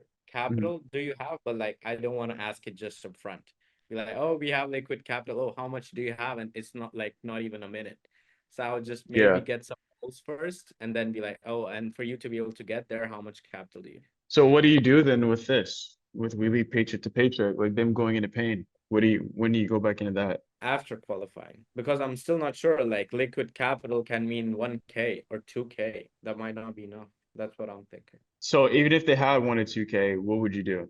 Like let's play it out. What would you do if they had 1 to 2K? Say if they have 1 to 2K, I'll clarify just to trade with. And they say yes, cool. Like, and for you to be able to get the help and everything, did you have some funds set aside? And they say no. And then be like, so I save time. That's the route I'm Okay. thinking. Like, you're already going to qualify. Like we asked, how are you planning to trade? That's to qualify, right? And if you're kind of not getting the answer and moving ahead, it didn't make sense for us to ask that question in the first place. Okay. Mo? I would go back about living paycheck to paycheck. I would want to see like what obviously he said he has capital, so he's not like fully a DQ. We could probably work with him. So I'd go back to what do you mean paycheck to paycheck? Like what would you rather live like or something like that? Or what about paycheck to paycheck that you don't want to do or something like that? but I don't know how to form it into a question, to be honest. I was just gonna say I would go back to that probe and then qualify. Okay, Makai. I feel like I'd want to clarify because it doesn't make sense. You have a savings account, but you're living paycheck to paycheck. So it's like, I don't know, I would want them to kind of expand on like how are you able to like, I guess like have a savings if you're living paycheck to paycheck. Because I feel like if I go that route, then I can also expand on like the pain, if you get what I mean. Yeah, I mean, I think that's good. I think, and again, right, like I'm not saying to assume or anything, but like when I think when people say paycheck to paycheck, they mean like without reaching into the savings. But no, I like that question. What's the exact question you want to ask? I would say like, what do you mean you have a savings account if you're living like paycheck to paycheck? Our expenses got higher as the year came. We used to save, but not before, but not anymore. When you say your expenses got higher, what do you mean by exactly? Yeah, I was just gonna ask like, oh, what kind of happened to where your expenses got higher? Like what caused your expenses to increase as the years came? Those are both really good questions, actually. Pricing raised in the economy. Wait, what do you mean by that? Like the economy, like everything became more expensive. Okay. Where work As still pays the same. also two kids that just started high school. I'll summarize and then ask how's it like your pay being the same, you putting in the same efforts, your pay being the same, but everything around you now making you live paycheck to paycheck. How's it like living paycheck to paycheck after the rising expenses? Would asking them what have they done to have they tried to get like another job or something? Would that also be good or no? Right here? Yeah. Yeah. Right now we're trying to get the emotional outcome. And how much is your savings and how much would you have to dig into your savings? No, I don't like that one. And what happens if you have to dig into your savings? So this does two things. One, that you asking that question, it's kind of like a Yeah, no soft security. triage. Like you're also like you're thinking like, okay, do they have, the money at all? And then also if they do have to invest using their savings, right, into our program, what's gonna happen? Like if they have to dig into their savings. Passive income. Okay, what would you guys say to this? So is trading more of a passive income or you're looking to do this full time? You're on the right path, bro. I was trying to like ask more open-ended. I don't know how to do that. What are you trying to, what's the outcome you're trying to get from like what I answer are you wanna looking for? I wanna make sure he's committed instead of being just like making this like a passive thing. In terms of commitment, are you like what? I don't know. To be honest, my head is like all over the place because I was gonna ask more on the passive income side of it. I would just mirror passive so that he could clarify like, oh, this is what passive looks like to me. Okay, yeah, that's good. Passive income. But we have two doors that aren't closed, from what I remember. I think it's two doors on one door. It's number one, live in a paycheck to paycheck to see if they have the funds to actually do this. I want my money to work for itself, and eventually I can commit to all my time to trading if I see an outcome for it. To be honest, I probably would have took it a different way instead of asking like passive income. Because like I want to know like how long have they been in like the situation that they're in terms of like living paycheck to paycheck. So it's kind of like expanding the pain and then figuring out like what's missing or like why do they feel like they're not already at that point. There's two things that I'm thinking. Me personally, number one, I still don't know if they have the funds because they're telling me that if they have to dig into their savings, it's going to lead into a rough spot. Meaning they have no security at all if they have to dig into it. Meaning if they invest into our program, this is what it's going to do. Number two, they said passive income. This is not passive at all. Like those are the two doors that we have to close. What would you do to try to close these doors? Or I guess which door would you close first? Yeah, because we're right now on that topic of, commitment of time and stuff, I would try to time qualify right now itself. So I'll be like, I mean, cool, money working for itself, there are a lot of ways like long-term investments and stuff, but with day trading, it's something that you need to do on a daily basis for at least a couple of hours. That being said, how many hours have you set aside to be able to trade and learn about day trading right now? That's good, but like, are they aware that day trading is active income? Like Yeah, so based off that's what we know. first I'll summarize cool, money working for itself. There's a lot of ways you can do like long-term investments. But with day trading though, it's something that requires, daily presence for at least a couple hours every day. So for you, like how many hours can you set aside? So it's perfect up until the last question, or sorry, up until the question because where you're assuming that they want to do day trading, you're assuming that, which in this case wouldn't be a good thing because they said passive income. so they can have their money work for itself, and then eventually I can commit all my time to trading. Yeah, so you said, but with day trading, it requires 48 hours. Is that what you said? No, 3 to 4 hours. I said couple Oh, hours. all right, so we have the whole morning free. Okay, we close that door. Now there's another door that needs to be closed. So I'll then go into, instead of going back into pain, I'll get into closing that door. And how will I do that is first by, okay, so for you to be able to like generate more income, what was the reason he said above? Oh, passive income? Getting, yeah, he's just getting out from paycheck to paycheck. Oh, he did say that he wants to do trading full time. So I'll just ask, so for you to be able to trade full time and get that freedom, how much of an income do you need to be making from day trading? And then I'll ask, how much capital have you set aside to be able to do that? Now again, Kentrell and Josh, since you guys are newer, I don't want you guys doing this because this is more so for efficiency. Once you guys are have like I'd say about like 3 weeks under your belt in terms of like this having calls, or up until I feel like you guys are ready, then you guys can start financial qualifying earlier. But up until then, I don't want you guys doing this. I'm currently making about 5K a month take home after taxes. So 10K will allow me to go full time. Kubrick, is your hand raised for this one or from the last one? No, I mean, like, it's the continuation of the last one. So now we ask, okay, for you to be able to make 10K, how much of capital have you set aside? Okay. What would you guys do here? I would say no, not about the programs, but how much have you capital have you set aside for trading? Yeah, Ray gave it to you easily. All right. Well, now what do you do with this information? Okay, cool. And in terms of getting help from Emmanuel, how much capital would you say you have to put in getting help? Why would you ask that? Because I wouldn't want to price drop right away and tell them like, or I would be like, are you willing to invest that into yourself too? Or is that just for trading? So you clarify it, or because he just said we have about $13,000 total in the account set aside to invest and keep us secure. And Oh, earlier they said me and my wife have a savings account, the liquid capital sits there doing nothing. So we already know it's liquid and we know that they're so looking to invest. But remember, if they invest all of it, so we more than likely can't get a 12K PIF because they're going to be a very rough spot. I mean, they have yeah. no security at all. So I would not pitch the call. So what do you do? Yeah, I mean, not now. I'll take it, but I think they're okay if they have 13K in total. They can still qualify for at least like boot camp split in two.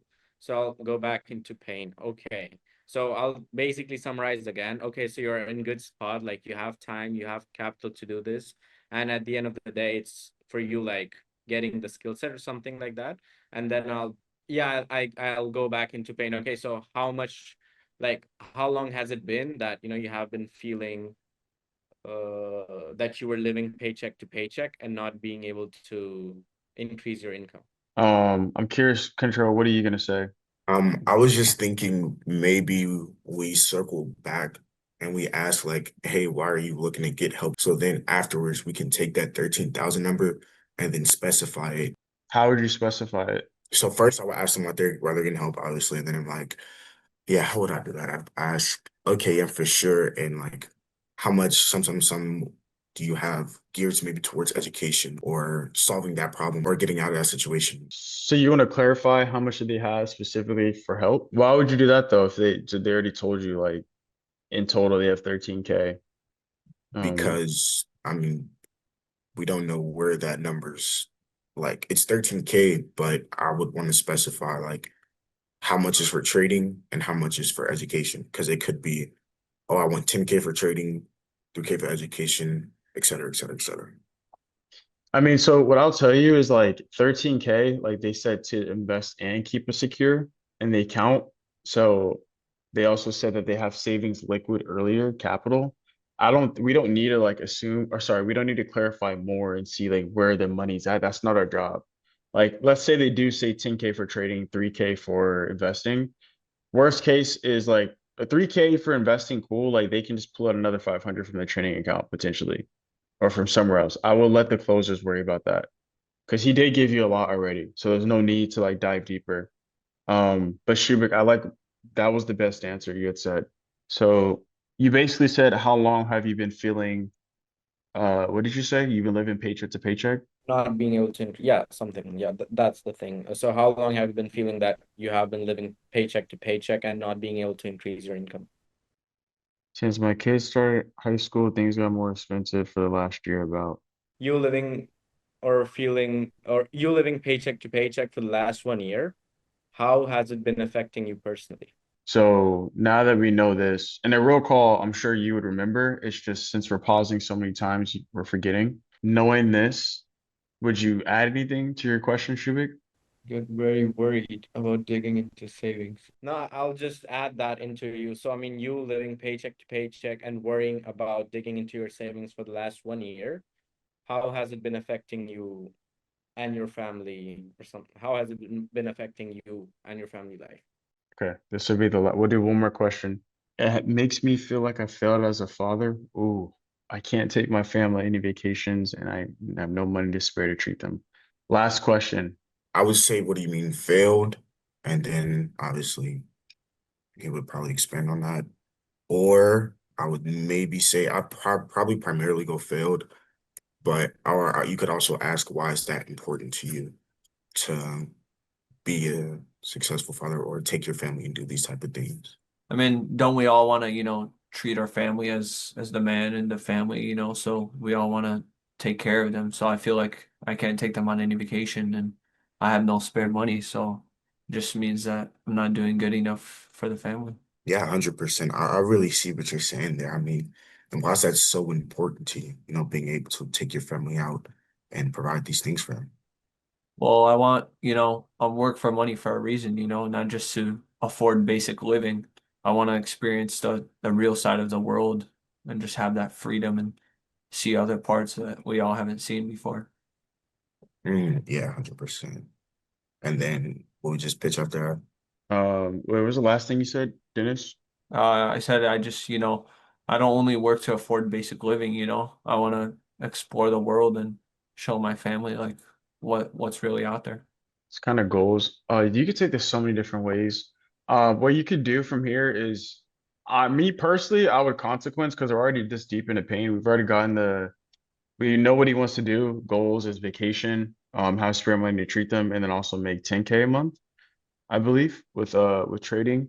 You already consequenced them though at the top. We asked like what will happen if you dig into savings, and you already said like it will put me in a bad stop. It puts me in a very tough spot. That's like very vague though, like a rough spot. We have no security at all if I have to dig into it. And then he goes negative and then he goes positive. And then we just kind of like me personally, I would have dug deeper into that. Like, what is a rough spot? Earlier you said rough spot. What did you mean by that? So I would say, okay, I know you mentioned earlier you said you're going to be rough spot if you don't change, right? But I'm curious, like, how do you mean by that?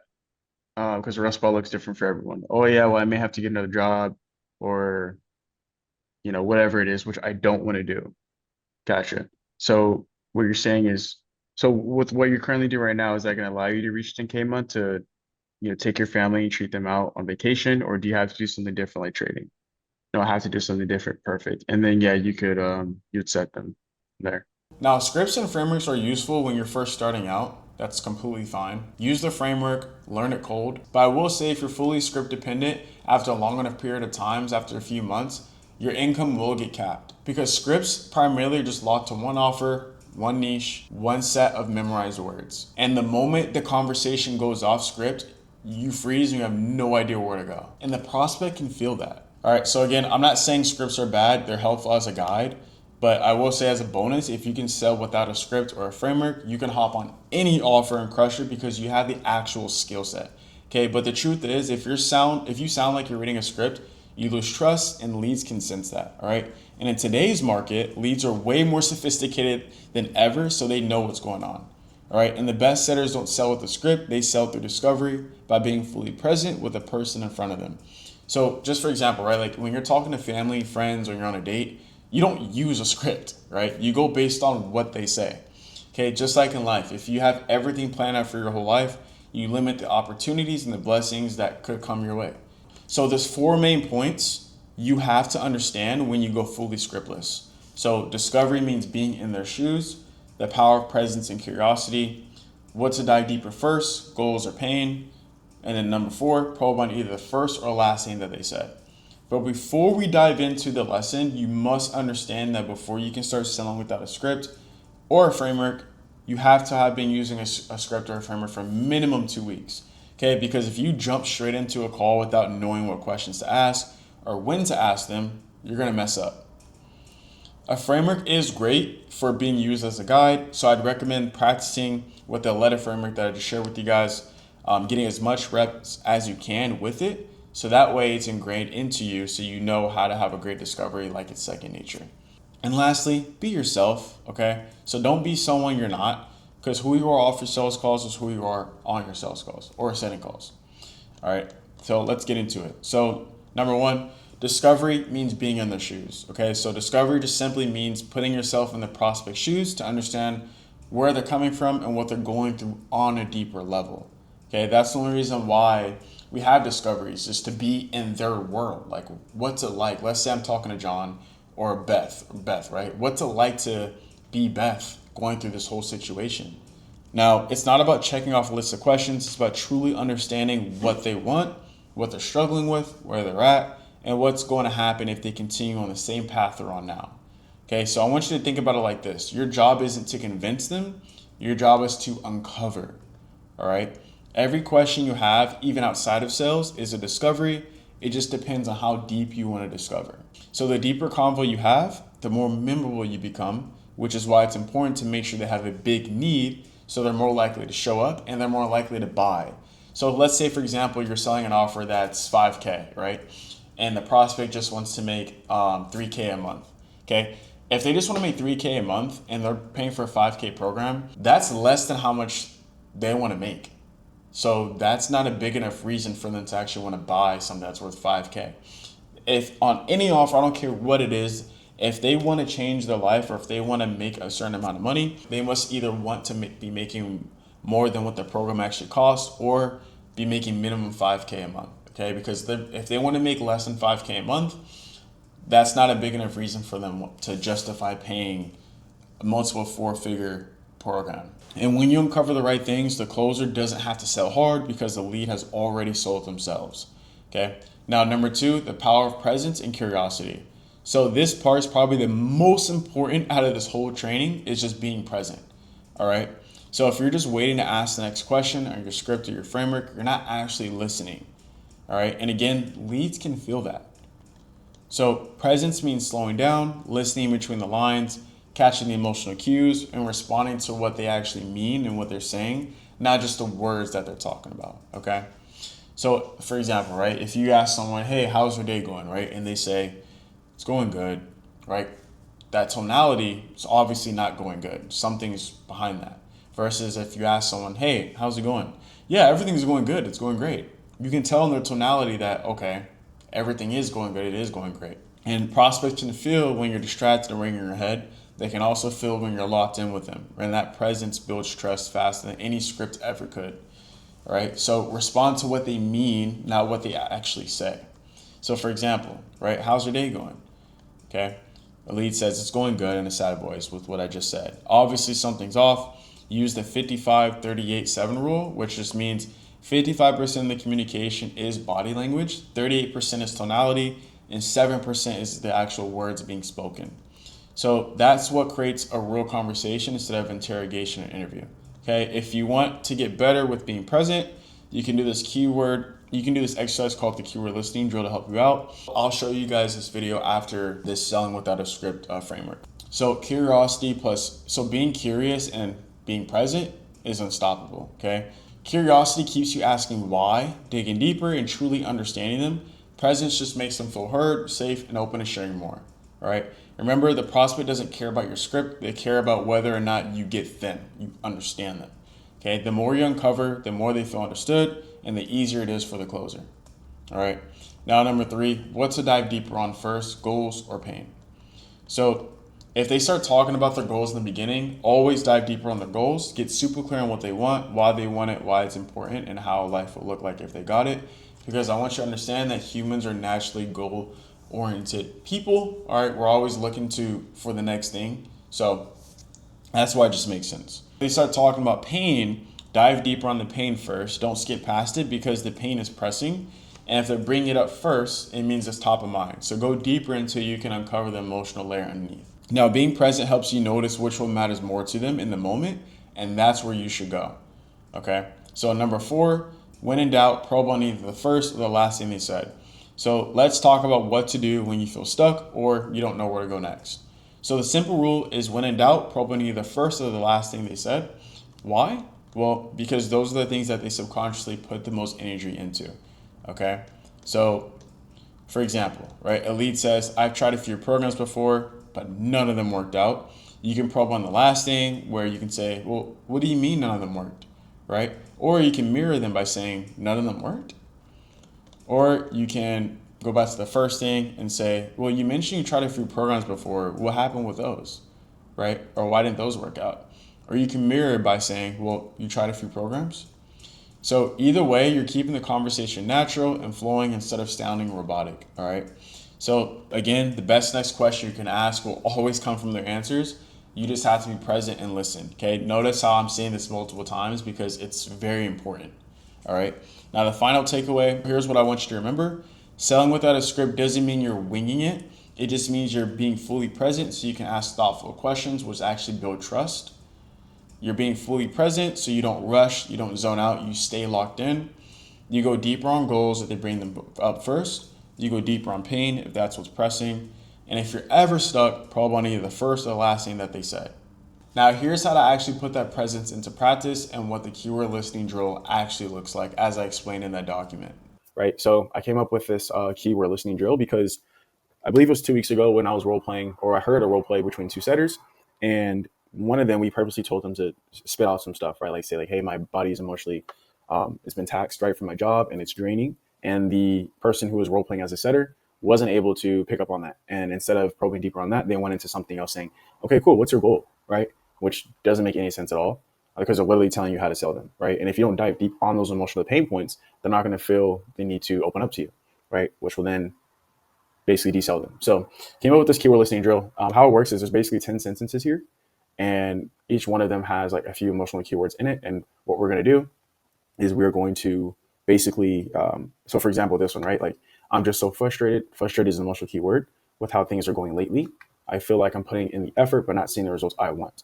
So what we're going to do is underline the words that are emotional. So frustrated, and I feel like I'm putting in the effort, but not seeing the results I want. So those are emotional keywords, but the thing that we want to probe on is the thing that we're going to highlight. So for example, with how things are going lately.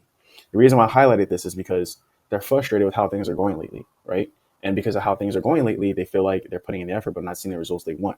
So that tells me, okay, well, how are things going lately, right? That's the thing. I like to think of this as an equation, right? Because frustrated, boom, let's just say in a math problem, right? Let's just say frustrated is X. I feel like I'm putting the effort, but not seeing the results I want is Y. So X plus Y equals how things are going lately, right? Which is the answer. So now number 2, I've been feeling really overwhelmed. Underline this. This is an emotional keyword. Like I'm constantly under pressure. Another emotional keyword to perform, but never getting any recognition. So I've been feeling really overwhelmed. Like I'm constantly under pressure to perform, but never. So what you could do here is you could just step out and just say, yeah, I mean, what do you mean by that? Right. To the whole sentence that they just said, instead of probing deeper on one word. Or if I was to probe deeper on a word, I would go, yeah, I mean, what's making you like I'm under pressure? I mean, yeah, like pressure. Like, what do you mean by pressure? Right. And then dive deeper on that. If I wasn't to like clarify the whole sentence. Now, number 3, and keep in mind, you can pause this video to do it yourself as well. But yeah, number 3, I'm honestly a bit lost right now. I want clarity in a better direction of my life. So lost, underline, I want clarity in better direction of my life. So also another thing too is, so for example, this is saying I want clarity. So this is obviously goal state, right? They're saying I want this, right? In a better direction in my life. Yes, you can probe on it, but the thing is if you do, you're going to go in the goal state instead of staying deeper in a pain state, which is where you need to be in order for them to feel their emotions, make them realize their situation. And then so that way they can actually change towards the end of the setting call. Because if not, they're just going to be in fairyland thinking everything's good and that they can basically pretty much do it on your own. So it's going to bite you in the ass later on. So what you want to do is I dive deeper on, yeah, I mean, what's making you feel a bit lost right now at the moment, right? Or lost? Like, what do you mean by that? I probe deeper on that. So let's highlight this. And then let's also highlight this one too. Okay, cool. Now, number 4, I feel trapped in my current job. So trapped is a huge one. Goodness gracious. It's not giving me any freedom or sense of purpose. So I feel like it's not giving me. So trapped, this is the equal sign to any freedom or sense of purpose. So this is a goal at the same time. So you could say like, yeah, like what is that freedom or sense of purpose that you're looking for, right? That would take you in a goal state. What I want to do is I'd say, what do you mean by you're trapped in your current job? Or how do you mean by that, right? Now that's going to keep me in a pain state, right? So the whole point of this drill is for you guys to stay in pain state, and the goal, stay in pain state to make them realize their situation. That's the whole point. And this will then help you guys be able to, I know I'm showing you guys that you guys visually see it, but once you guys are on these calls, you'll be able to actually, and you hear it, you guys will be able to actually see it in your mind. I've been stuck in the same place for years. I'm hungry for growth and some kind of breakthrough. I've been stuck, like that. I'm hungry for growth and some kind of breakthrough. So this is goals. This is pain, right? I've been stuck in the same place for years. You can honestly dive deeper on years. How long have you been feeling stuck? Or again, the goal stay right. I'm hungry for growth. What kind of breakthrough are you looking for? But the main thing I probe on first is stuck, right? What do you mean by you're stuck? Stuck? How do you mean by that, right?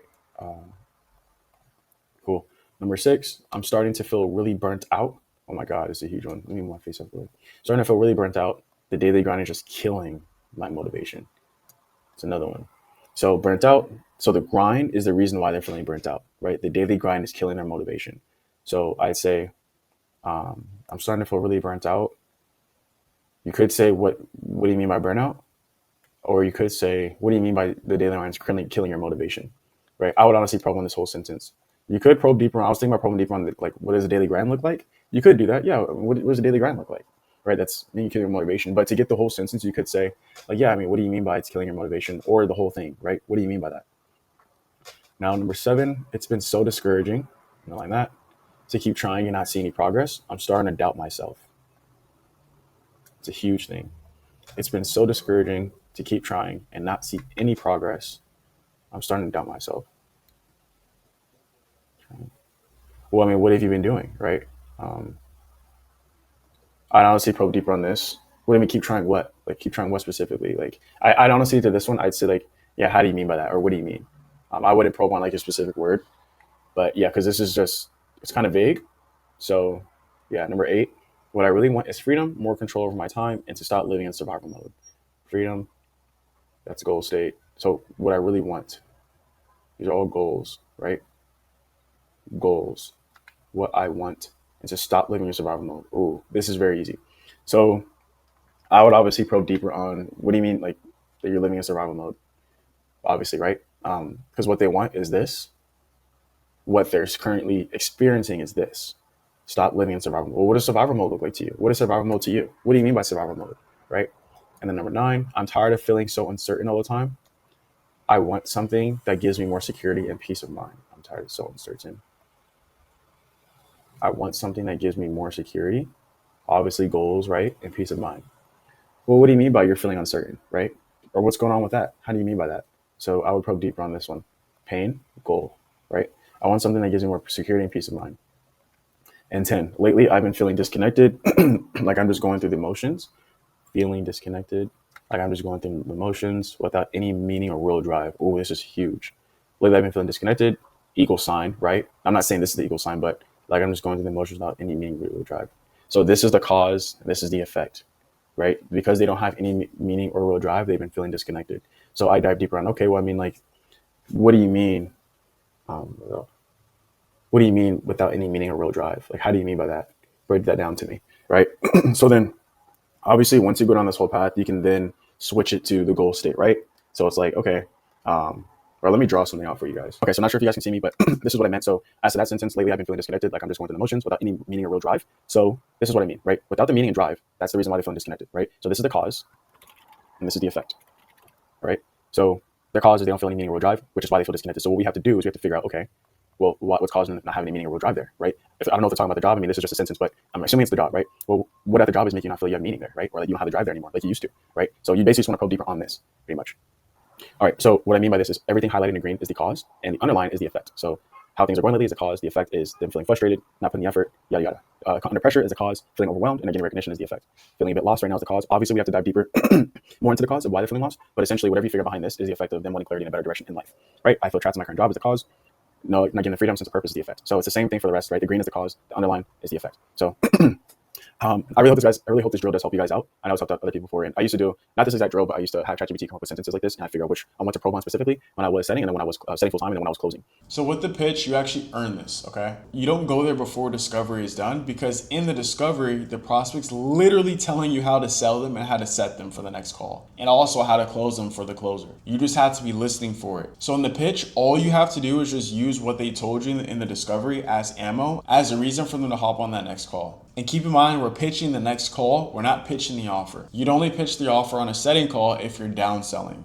But that's only if your offer owner gives you permission to do that. Now, downselling just means that they can't afford your typical program, so you sell them something that's way more cheaper. It's typically like a do-it-yourself course that's like $1,000 or less. And now your pitch is super short. It shouldn't be anything longer than 1 minute. Now, I will say, if it feels like you're pushing someone to hop on that sales call, just stop and just call it out. Why do you feel like you're forcing them or you're pushing them? Why does it feel that way? And if they don't want to hop on the next call, figure out again why. I always like to figure out why someone isn't interested or why they don't want to do whatever it is that they don't want to do. And if there just isn't alignment, then I'll just let them go, because you have to stay in an abundance mindset of there's thousands of other leads that need my help, and I'm not gonna ruminate and stress over this one lead. I'll just put them in follow-up, send them proper resources that they need, and then go about my day. Okay, so here's what the pitch looks like. So, hey, John, can I share a recommendation with you? Yeah, go ahead. So if you are seriously trying to reach, let's just say the goal is to make 30K a month. So if you are seriously trying to make 30K a month, this free course is great, but it's not gonna get you all the way there, especially with you struggling with working 80 hours a week and you're not able to see your family, okay? So let's pause for a second. So the reason why I said free course is because that's the free lead magnet that one of my offers was selling. So if you don't have a lead magnet offer that you're selling, that's fine. Just, you don't have to say that. All you can say is just go on to this next one, okay? But the reason why I say what other problems are in the negative is because we're going down the negative route, right? Like, okay, sure, like I'm framing the free course as a way that it's not gonna get them all the way to where they wanna be, to 30K a month. They need to do something different. So I'll go on to the next point. I'll say, so what I will say is, if you really want to get to 30K a month and stop working 80 hours a week so you can spend more time with your family, what's really going to help you out is for you to get the guidance where you could work with Jonathan, let's just say that's the offer owner, on getting you to 30K a month. Does that sound like something that's in alignment with what you're looking for? Right? This is more so of a positive. They say yes. If they say no, then you figure out again why don't they want to do that. But you should not be getting that if they say no. If they say no, you should not be getting that if you followed everything that I'm telling you. Okay, it's like very rare. You probably I don't think I've ever gotten that, honestly, unless if they didn't have the time. But that's it.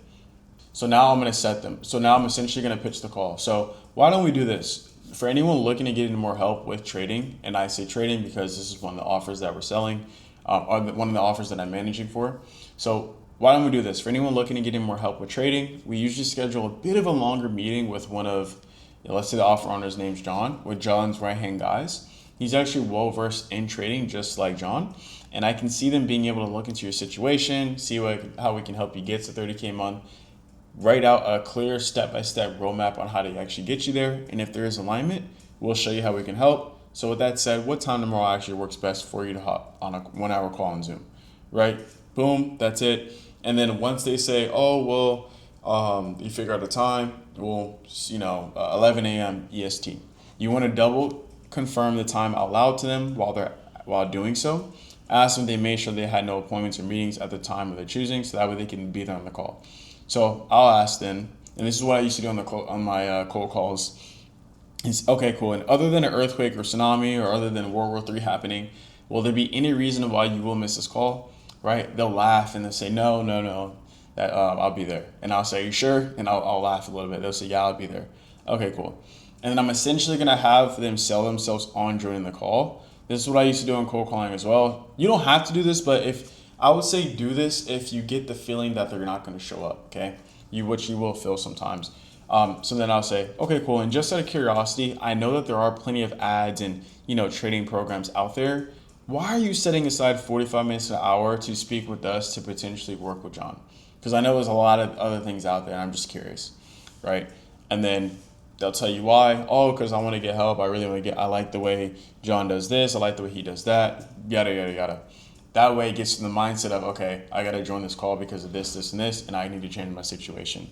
So that's pretty much that for pitching the call. So when you're setting, you will get some resistance on your calls. Keep in mind that's very normal, but I want you to understand that this is just information, it's just data. Okay, so don't take this to heart and don't be emotional about it at all. Stay very neutral. So sometimes you will get objections when you are pitching the call, like, hey, I just want to go through the free course, or I just want to go through the free content first before doing anything. And these are called objections, okay? These are concerns that we're trying to overcome.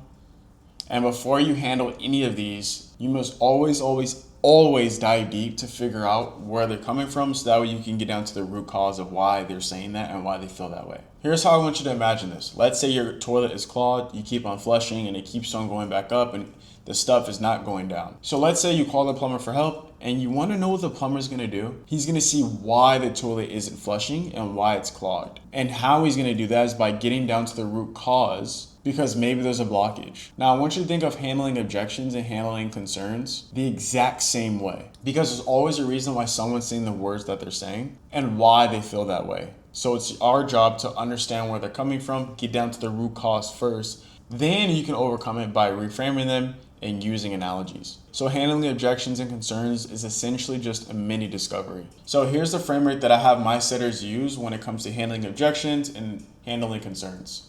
So number one is clarify. Clarify just means, yeah, how do you mean by that? Or when you say this, how do you mean by that? Or what do you mean when you say this? Number two is isolate. So isolate just means that we want to make sure that this is the only thing that's holding them back. So how I would do that is essentially by saying, hey, okay, cool. And is there anything else besides you want to go to the free content? Is there anything else that's holding you back? Or is that it? Then they'll say, oh, that's it. Or if there is, then you got to get down to what's really the main thing that's holding them back. Then number three is you want to probe and discuss. So you just want to dive deeper on that, on why they want to go through the free content first. Again, understanding where they're coming from, get down to the root cause. Then number four is reframe. A reframe is essentially just taking off their lens on how they see the world and you're putting on your lens on how you see the world. So that way they can see the situation from a new perspective to get them to change. And then number five is just to set them. Now, I will say that if you are getting objections though on the setting call, like quite a bit of objections, then if you were to handle it on a setting call, I would honestly say it's a bit tricky. Like if you do get a lot of objections on the setting call, I kind of wouldn't set them, just because if they're already coming up now, they're going to have time between the actual setting call and the sales call to actually think about it, and then they'll probably no show. Now, here's probably one of the most common objections that setters get, which is send me more info. So the reason why you'll probably get this objection is because the prospect usually doesn't understand what the call is for. So here's how I handle it, by using the framework that I just gave you. Yeah, that's not a problem. How do you mean by sending more info? Just so I understand and I can put together the best information. Like, what exactly are you looking for? So that's clarify. And then let's say they tell me and I isolate, right? Okay, gotcha. And other than wanting to look up more information, is there anything else that you feel is coming to top of mind or that's like holding you back? They say no. Okay, cool. And then I probe, right? Okay, gotcha. And when you say this, why specifically do you want to do more research on that, just so I understand? Okay, and then after that, we're going to reframe them and then just set them. Now, here's a huge disclaimer. You only want to handle it this way if you financially qualify them. So I'll show you both ways on how to if you already did financially qualify them, because then after you can just set them. But if you didn't, I'll show you how to do that as well.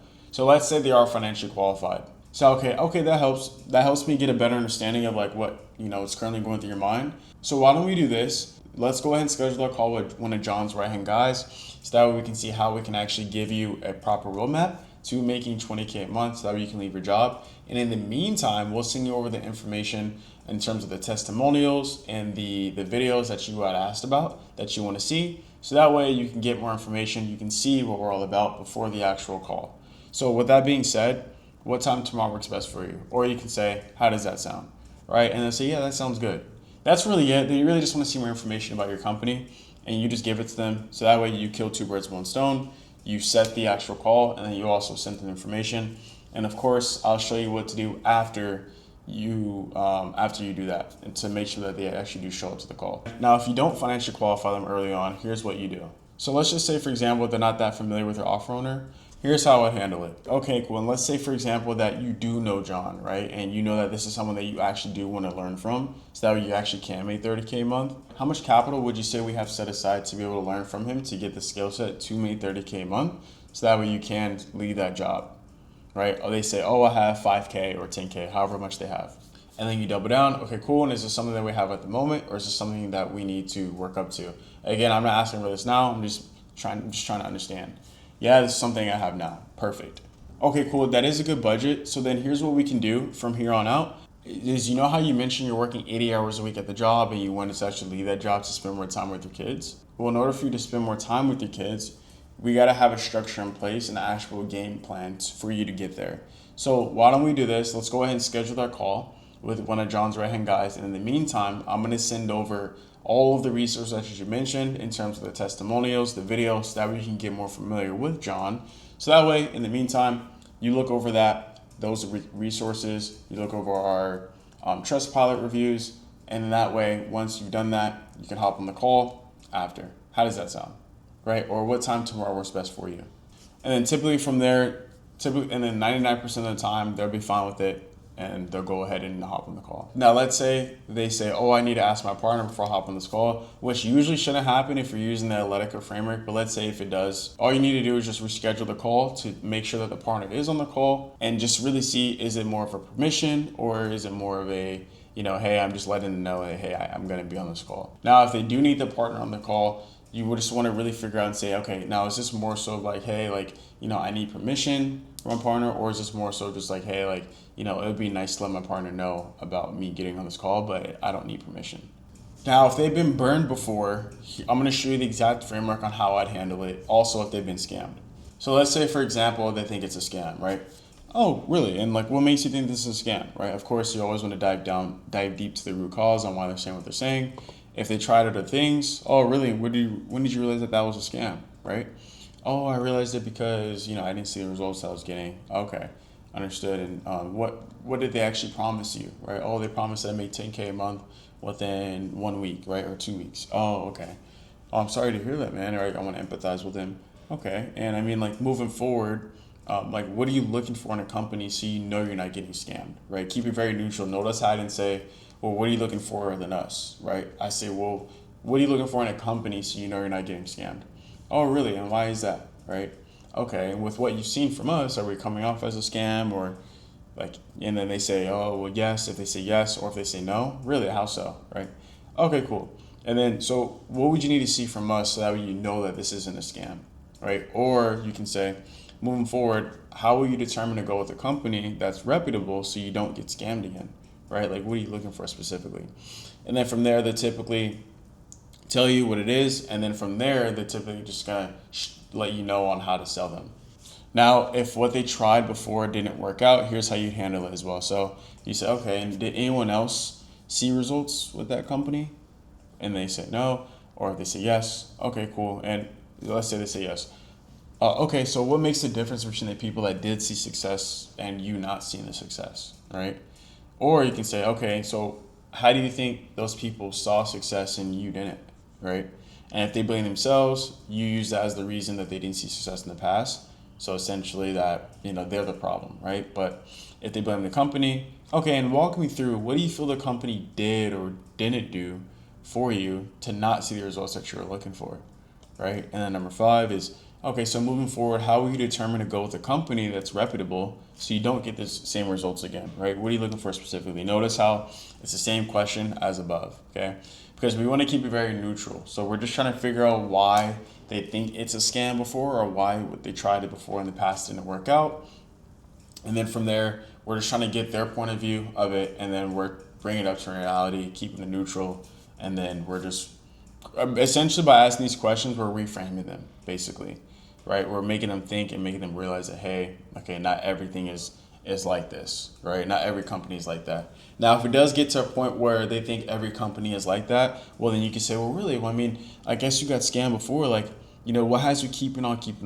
If you got scammed, why didn't you just call it quits there? Why do you keep searching out there to try to get results, right? And to try to, let's say I'm still in trading, to try to trade, right? That way, I'm having them sell themselves on the business model on why they keep on going. Well, because I really need to make this work. I'm tired of working this 9 to 5. I really need to get out of this. Okay, gotcha. So I guess moving forward, how are you determined to go with the company? that's reputable so you don't experience the same thing like you did before in the past. Well, I need to see the testimonials, or there needs to be a guarantee in place, or there's X, Y, all this extra stuff that's gonna give me information to pass on to the closer. So I hope that makes sense. Now, if a lead says I'll figure it out on my own, this is probably one of the easiest ones to go through, just because all you have to do is just question them and figure out why they say that. Oh, really? Okay, so I mean, what makes you say you can figure it out on your own? Well, because there's a lot of information on the internet, on YouTube, XYZ, all this stuff. Oh, really? Okay. Yeah, I mean, you definitely are right. There's a lot of information. So I am curious, then what made you fill out the form then? Like, if you knew you could do it on your own, right? And that's going to bring out the real concern, right? Or, yeah, the real concern, right? Oh, well, I just filled it out to see what you guys have to offer, or this, and that. Really? So do you just go around filling out a lot of, things you see online just to see what they have to offer? Okay, well, I mean, I'm curious though, like, if you could do it on your own, why are you figuring out what people have to offer then, right? And then they're like, oh, well, gotcha. So I guess let me ask you this, right? How soon are you looking to actually make, 20K a month, or whatever the goal is? How soon are you actually looking to make 20K a month so you can't leave your job? Well, as soon as possible. Okay, well, why as soon as possible though, right? Well, because I'm tired of my job. I'm tired of working, all these shifts, these late night shifts, and I'm not being able to see my family, and it's just tearing the family apart.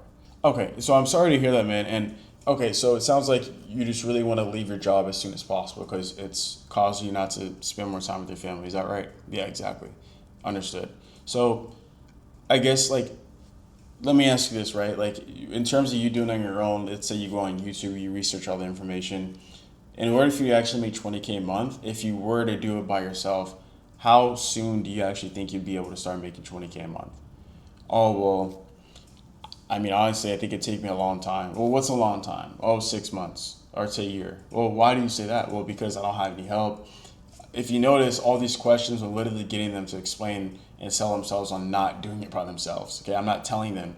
Everything you do in sales, the top tier setters ask questions to get them to sell themselves versus you telling them. All right, because that's the highest form of persuasion. Yeah, because it's gonna take me 6 months to a year. Okay, gotcha. And that's what we want to stay away from, though, right? Yeah. Okay. So the question shouldn't be, should I do it myself? The question should be like, well, how soon do you actually want to leave your job, right? Because there's two things in life. There's two types of things that we pay in life, either with time or with money. Okay, so if we pay with time, we do it by ourselves. Sure, you don't spend any money. Actually, you end up spending more money in the long run because you're figuring it out on your own, right? And it's taking you a lot longer to see the result. Whereas if you invest in yourself with the money, you shorten the time in half, if not by a lot more, and you get the result a lot quicker. So I guess for you, what do you want to pay with, right? That's what the real question should be. Oh, well, I guess I'll pay with the money. Well, why, right? Okay, cool. So with that being said, and then I just handled the objection, all by asking questions around it. So I hope that makes sense. So for the show rate, this is the most important metric as for the setter. So industry standards anywhere between 60 to 7%. Now, my team, we typically get 80 to 90% show rates. And here's just to show you that I'm not lying. Okay, so here is the metrics for one of my setting teams. So as you guys can see here, with the calls kept, because with the calls canceled, we don't really count that as a show rate. So we've canceled about 11 calls. But with the calls that were kept on the calendar that weren't canceled, we have an 88% show rate. All right. So we're consistently at 80 to 90% show rate for our team. Keep in mind, this is consistent. So this is not just a one-off thing. This is from a repeatable process. Now, and I just want you to understand that just because you book a lot of calls, that doesn't mean anything. Okay. What really matters is the leads actually showing up. Now, here's what creates low show rates. It's no urgency being built on the setting call, which comes from having a poor discovery. You're causing sales resistance. The prospect felt forced on the call. There's no follow-up text or calls after the actual setting call. And then there's no testimonials being sent. So I'm going to show you the exact changes that I took to help the setting team go from a 61% show rate to a 90% show rate. Okay, so this is how you get leads to show up after discovery. So I've already made a video on this, but I'm going to go through it again with you guys. So step one is you want to confirm the appointments multiple times. So when you're choosing a time that works best for the lead, you want to ask them once you've booked them in, read it out loud like I mentioned before. the appointment, and then tie them down 2 times for that appointment. So now, other than the earthquake or tsunami, is there any reason you won't be able to make it to our call? You want to tie them down again? Are you sure? Right? Okay, cool. So here's an example, right? Okay, so I have you booked in for 3 p.m. EST for Tuesday. Now the first tie down is, now other than an earthquake or tsunami, is there any reason you won't be able to make it to our call? The prospect says, no, I'll make it, right? Are you sure? You say yes. Cool, that's it. That's right after you book them in. Now, or right after when you choose the time for them to hop on the call. This step 2 is you want to have them respond / accept the calendar invite. Okay, very important. So if your offer has automated messages, here's what you'll say. So, okay, cool. And once you've done that, check to see if you got the automated message right there on the call. And then have them reply with a thumbs up or let you know that they'll be there, because if not, we'll cancel the call, since we only take calls with people that are serious about changing the situation. Okay, so typically offers or companies will have automated message as soon as a lead books in. Now, make sure they receive the pre-call video also and walk them through that, okay? Now, if your offer doesn't have automated messages, you want to make sure that they receive the email invite and that you send them the pre-call video, okay? Now, if you can, some offers, they have you do group chats and stuff with the closer. So if you're connecting them in the lead in a group chat with the closer, here's what you're going to say in that text message. Hey, John, or whatever the name is, great speaking with you today. I wanted to connect you with, insert the closer's name, with Mary. She handles all the invitations for head of enrollment calls. I'm excited for you guys to talk more about the goals we discussed at 3 p.m. EST on Tuesday. Also, here's the homework video I was referring to earlier. And then you're going to send that YouTube link or the pre-call video link right there. Okay. Now, step number 3 is you're going to send them tailored testimonials to the prospect. All right. So you're going to send them a testimonial the same day if their appointment is for the next day after their original setting call. If their appointment is 2 to 3 days after the setting call, you're going to send the testimonial the day before the sales call. All right. So here's an example. So, hey, John, I was thinking about our conversation from earlier, and it made me remember from one of our students that completely changed not only his life, but his family's life by making 90 to 100K a month with his YouTube channel. And I know that you wanted to do the similar thing as well. Here's a little deep dive on how he did it. Boom. Okay. The reason why you want to send tailored testimonials to your prospect is because, let's say, for example, I just hopped off a call. I just said someone that is 60 years old, who's an old woman, right? Who's retired, okay? Or older woman who's retired. By me doing that, I'm not going to send them a testimonial from an 18-year-old guy who is making 10K a month, 20K a month, who doesn't have to go to college. It just doesn't resonate. Sure, we got them results, but it doesn't relate to her situation. I'm going to send her someone who's a bit older, right? Around her age range, who's also a woman, who's also retired, okay? Now, if you don't have someone who's a woman, that's fine as a guy, as long as the age range is there and they're in similar situations, because they can relate to that more. Like, oh, wow, he's retired. He made this amount of money. Why can't I, right? Same goes for an 18-year-old or 20-year-old person, right? Or 20-year-old guy, where you have to send them a testimonial who's also the same age as well. It's the same thing.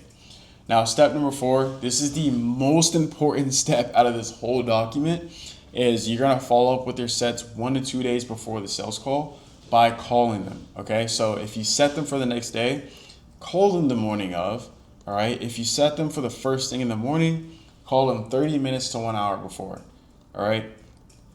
Now, if you set them for more than 2 to 3 days out, which you should not be setting more than 3 days out, I'm gonna be honest with you, because it's gonna lower your show rate. But if you do that, make sure you call them the day before, okay? And when doing so, you're gonna include something you guys talked about on the call. Ideally, their pain, their goal, not just, hey, John, I'm calling to confirm our call tomorrow. You know, this is very salesy, all right? So here's an example.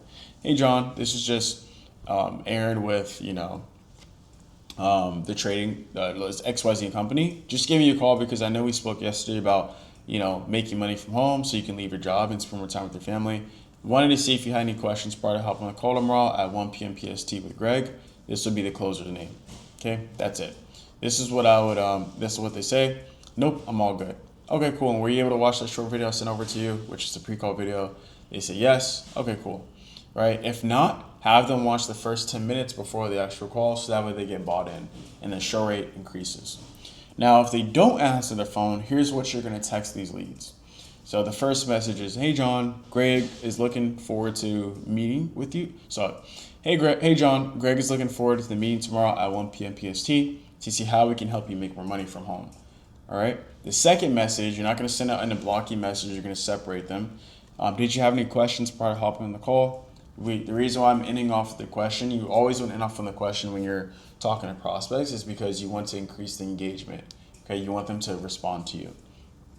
So they're going to say no, right? But if they didn't respond, right, then you're going to say, oh, I forgot to ask, but did you receive the Zoom link for the call?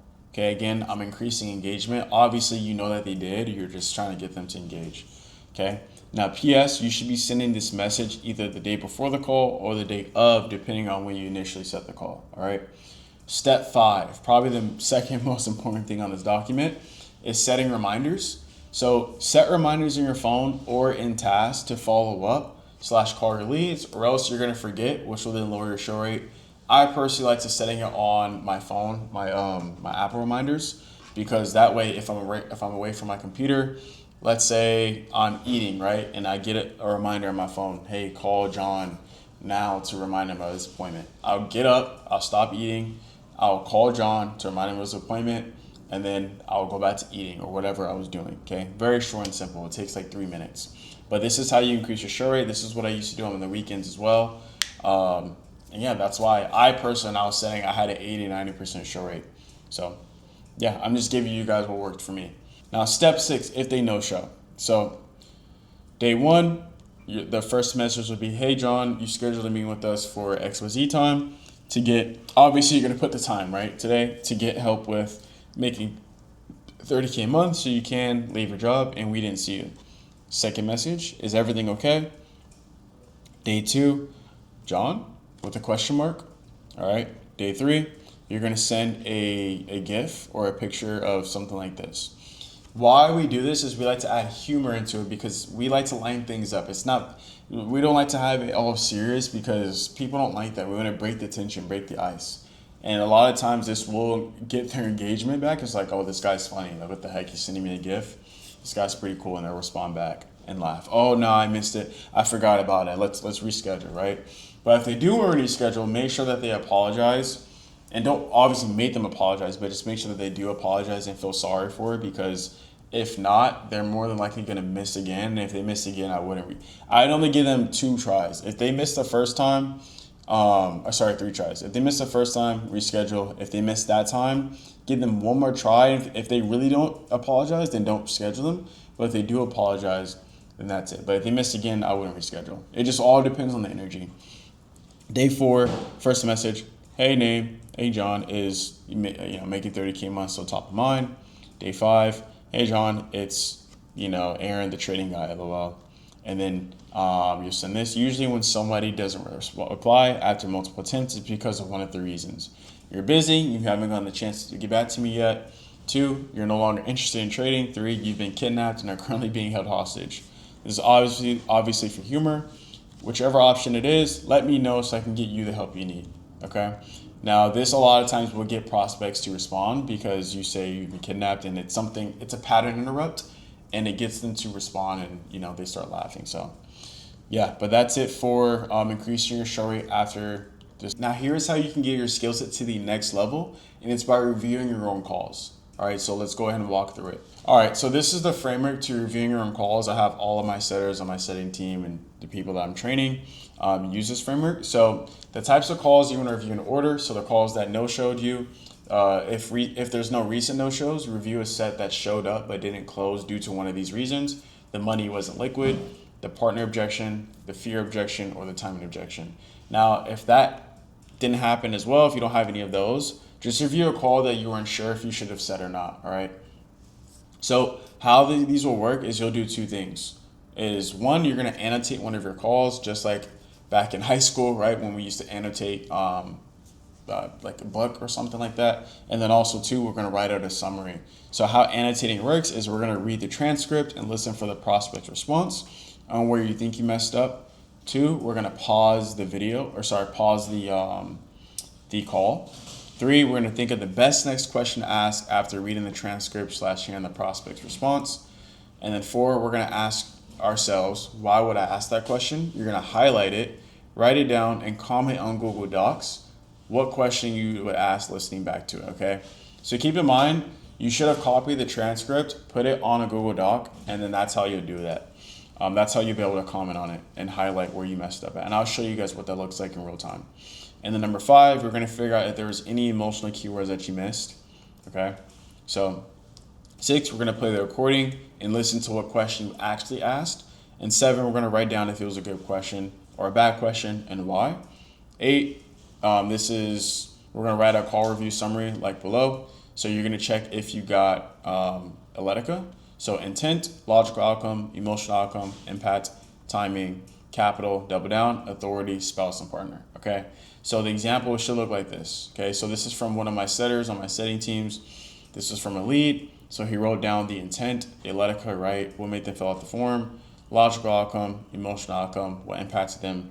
He rated himself on a scale of 1 to 10, 6 out of 10. He confirmed liquidity and said they had 2 to 12K, but they resisted anchoring down to a number due to clarity. 10 out of 10 on partner. There was no one else involved.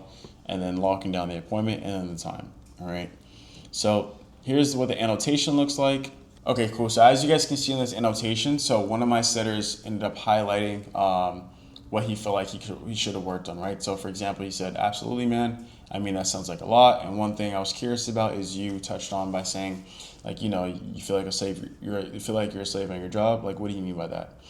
He had said that, okay, could have worded this better. Felt like I rushed it, but it worked, okay?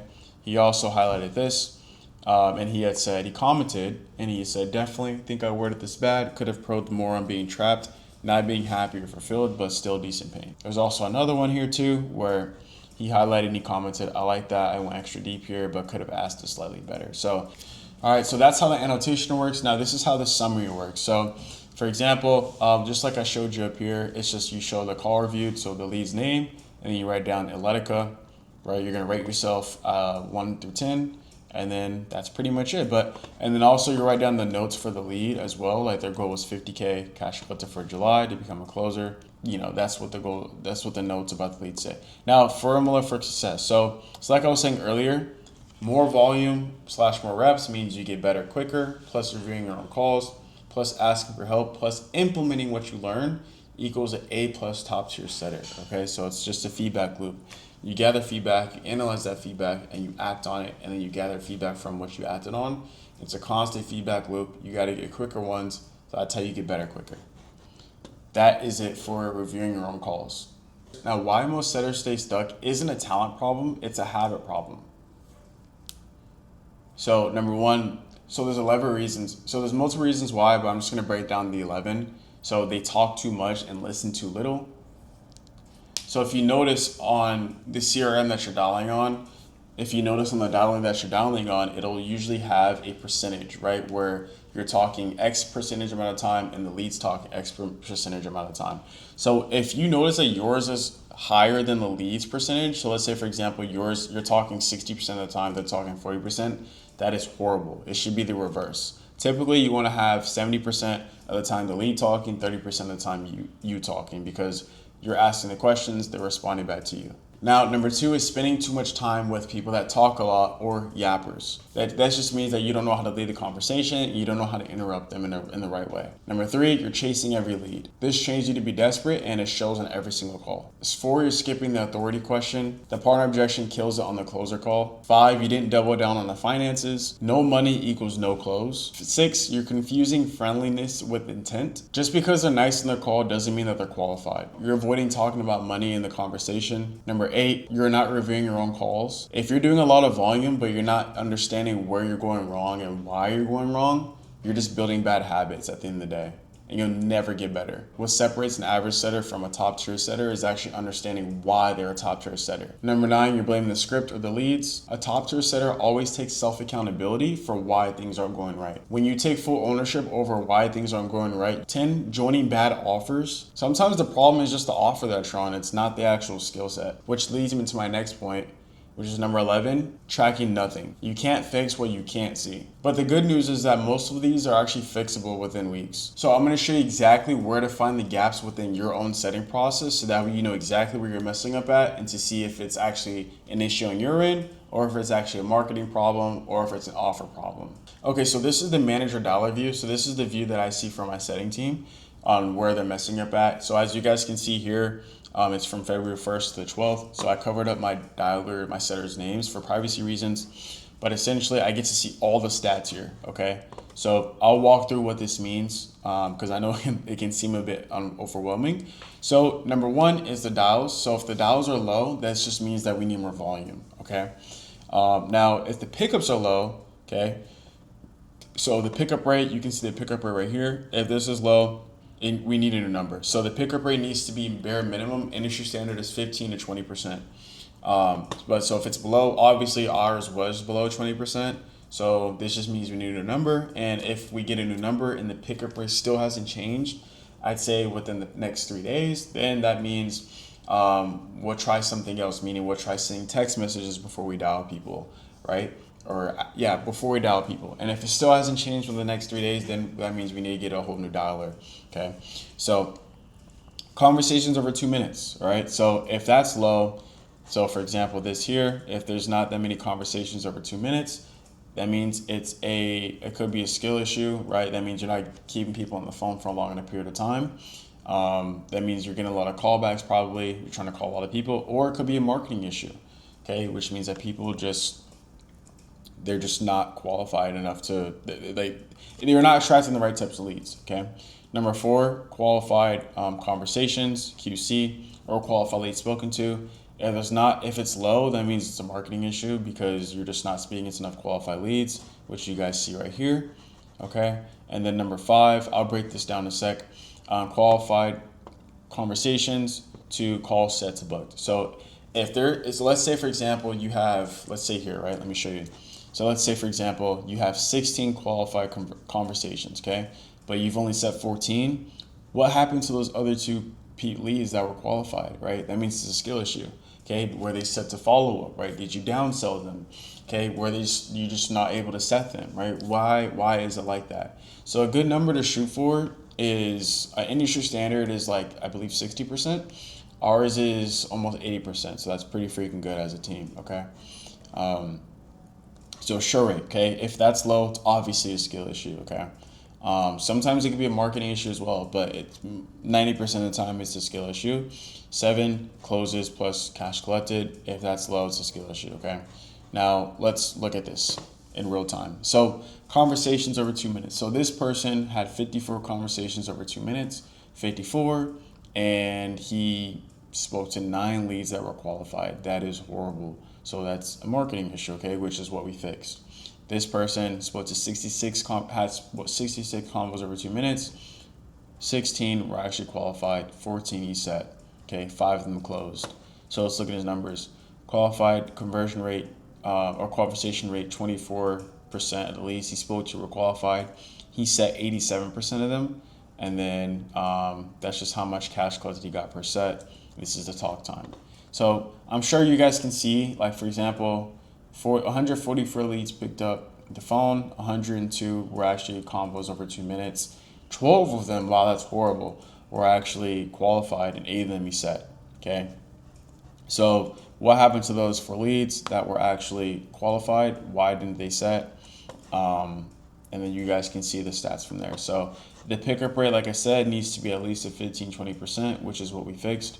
And then the qualified conversation rate needs to be at least a 60% as well, which is what we need to fix, or which is what we did fix. And then this needs to be a 60% as well. So I hope this makes sense to you guys. If it doesn't, just shoot me a DM on Instagram and I'll break this down a bit more for you. But yeah, this is essentially how you can find the gap within your own setting process to see if it's a skill issue, if it's a marketing issue, if it's an offer issue, and just to see where you're going wrong at, where you need to get better at. And again, if it's a skill issue, you need to review your own calls, which is what I just showed you guys, to see where you're messing up at. It's just data at the end of the day, like I said before.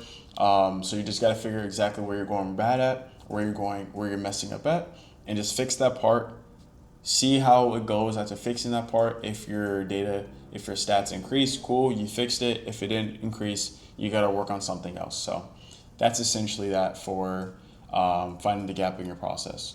So when it comes to AI, panicking or ignoring are both the wrong moves. I want you to understand that AI is just essentially just automating the admin. So just use it for that, okay? So what's gonna get automated is just the basic DMs, scheduling confirmations, lead sorting, follow-up based on your calls. Just let AI handle all of that, all the low leverage tasks. Now, what's gonna stay human is, like I said before, reading tonality, detecting hesitation on your actual calls, showing empathy for leads, and building genuine trust within 5 minutes, and a lot more that AI cannot do and will never be able to do. So here's how top tier setters are using AI right now. So they're using apps like Otter.ai, where essentially it's a note taker for your actual calls.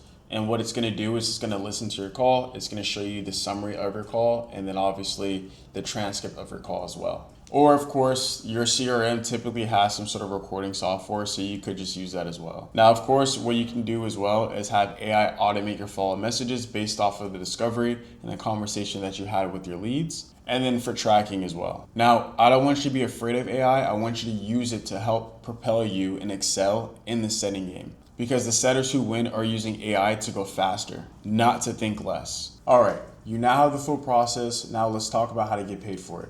Chapter 2.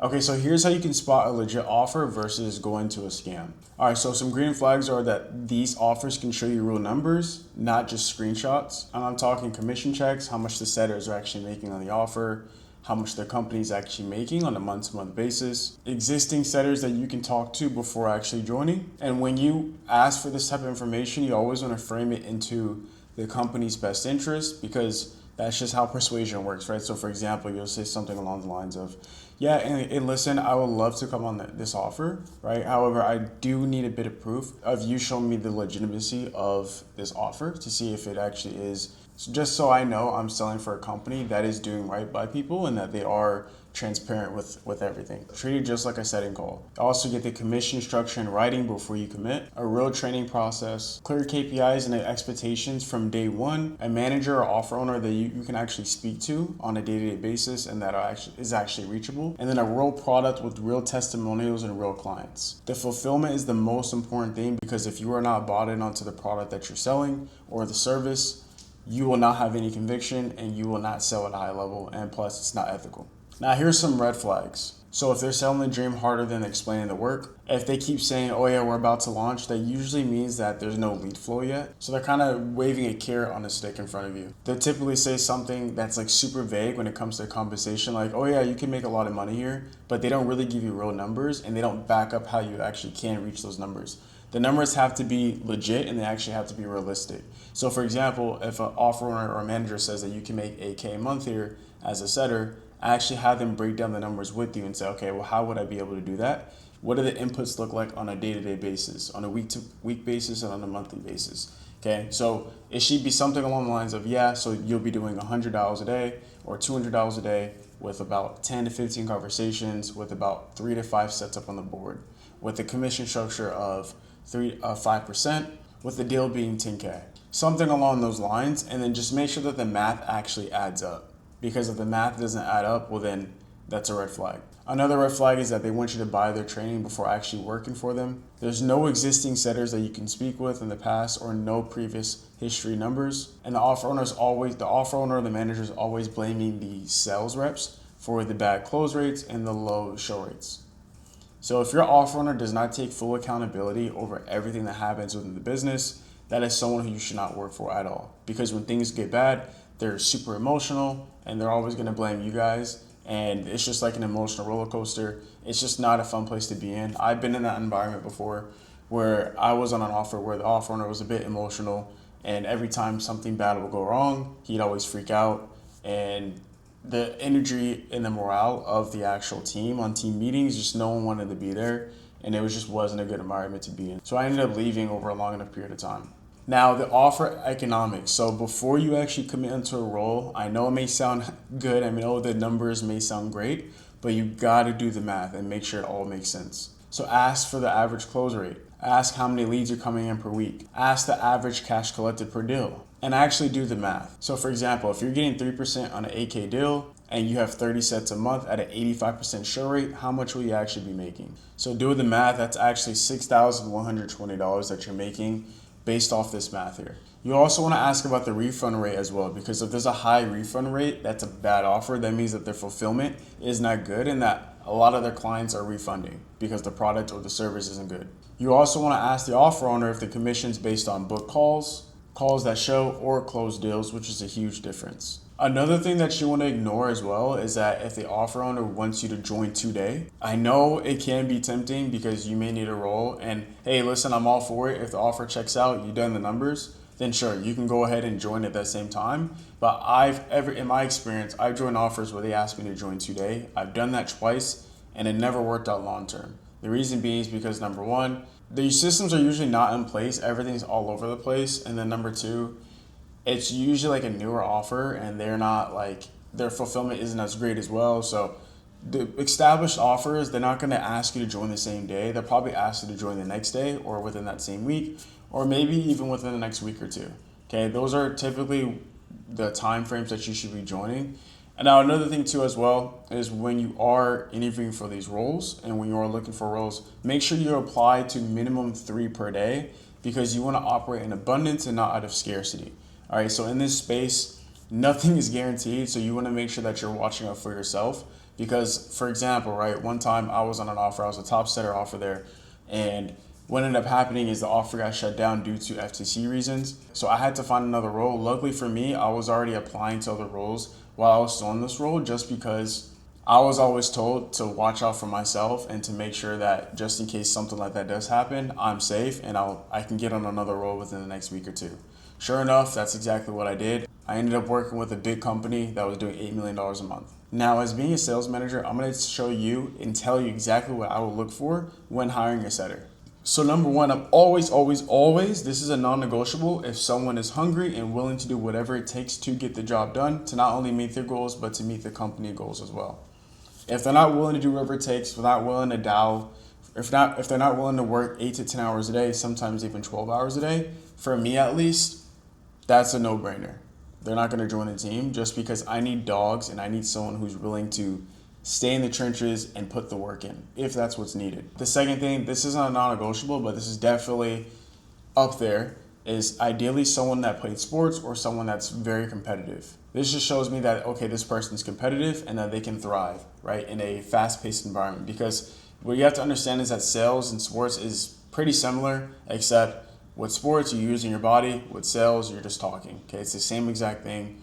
It gets very competitive and it's a performance base. Okay, if you don't perform, you're not going to make money. Same thing in sports. If you don't perform, you're not going to play. Now, when I was setting full time, my mentor always told me that I had a 100% close rate when it came to interviews. I've landed roles for big offers in companies. For example, like Alex Hormozzi's biggest portfolio company, publishing.com, where they were doing $8 million a month.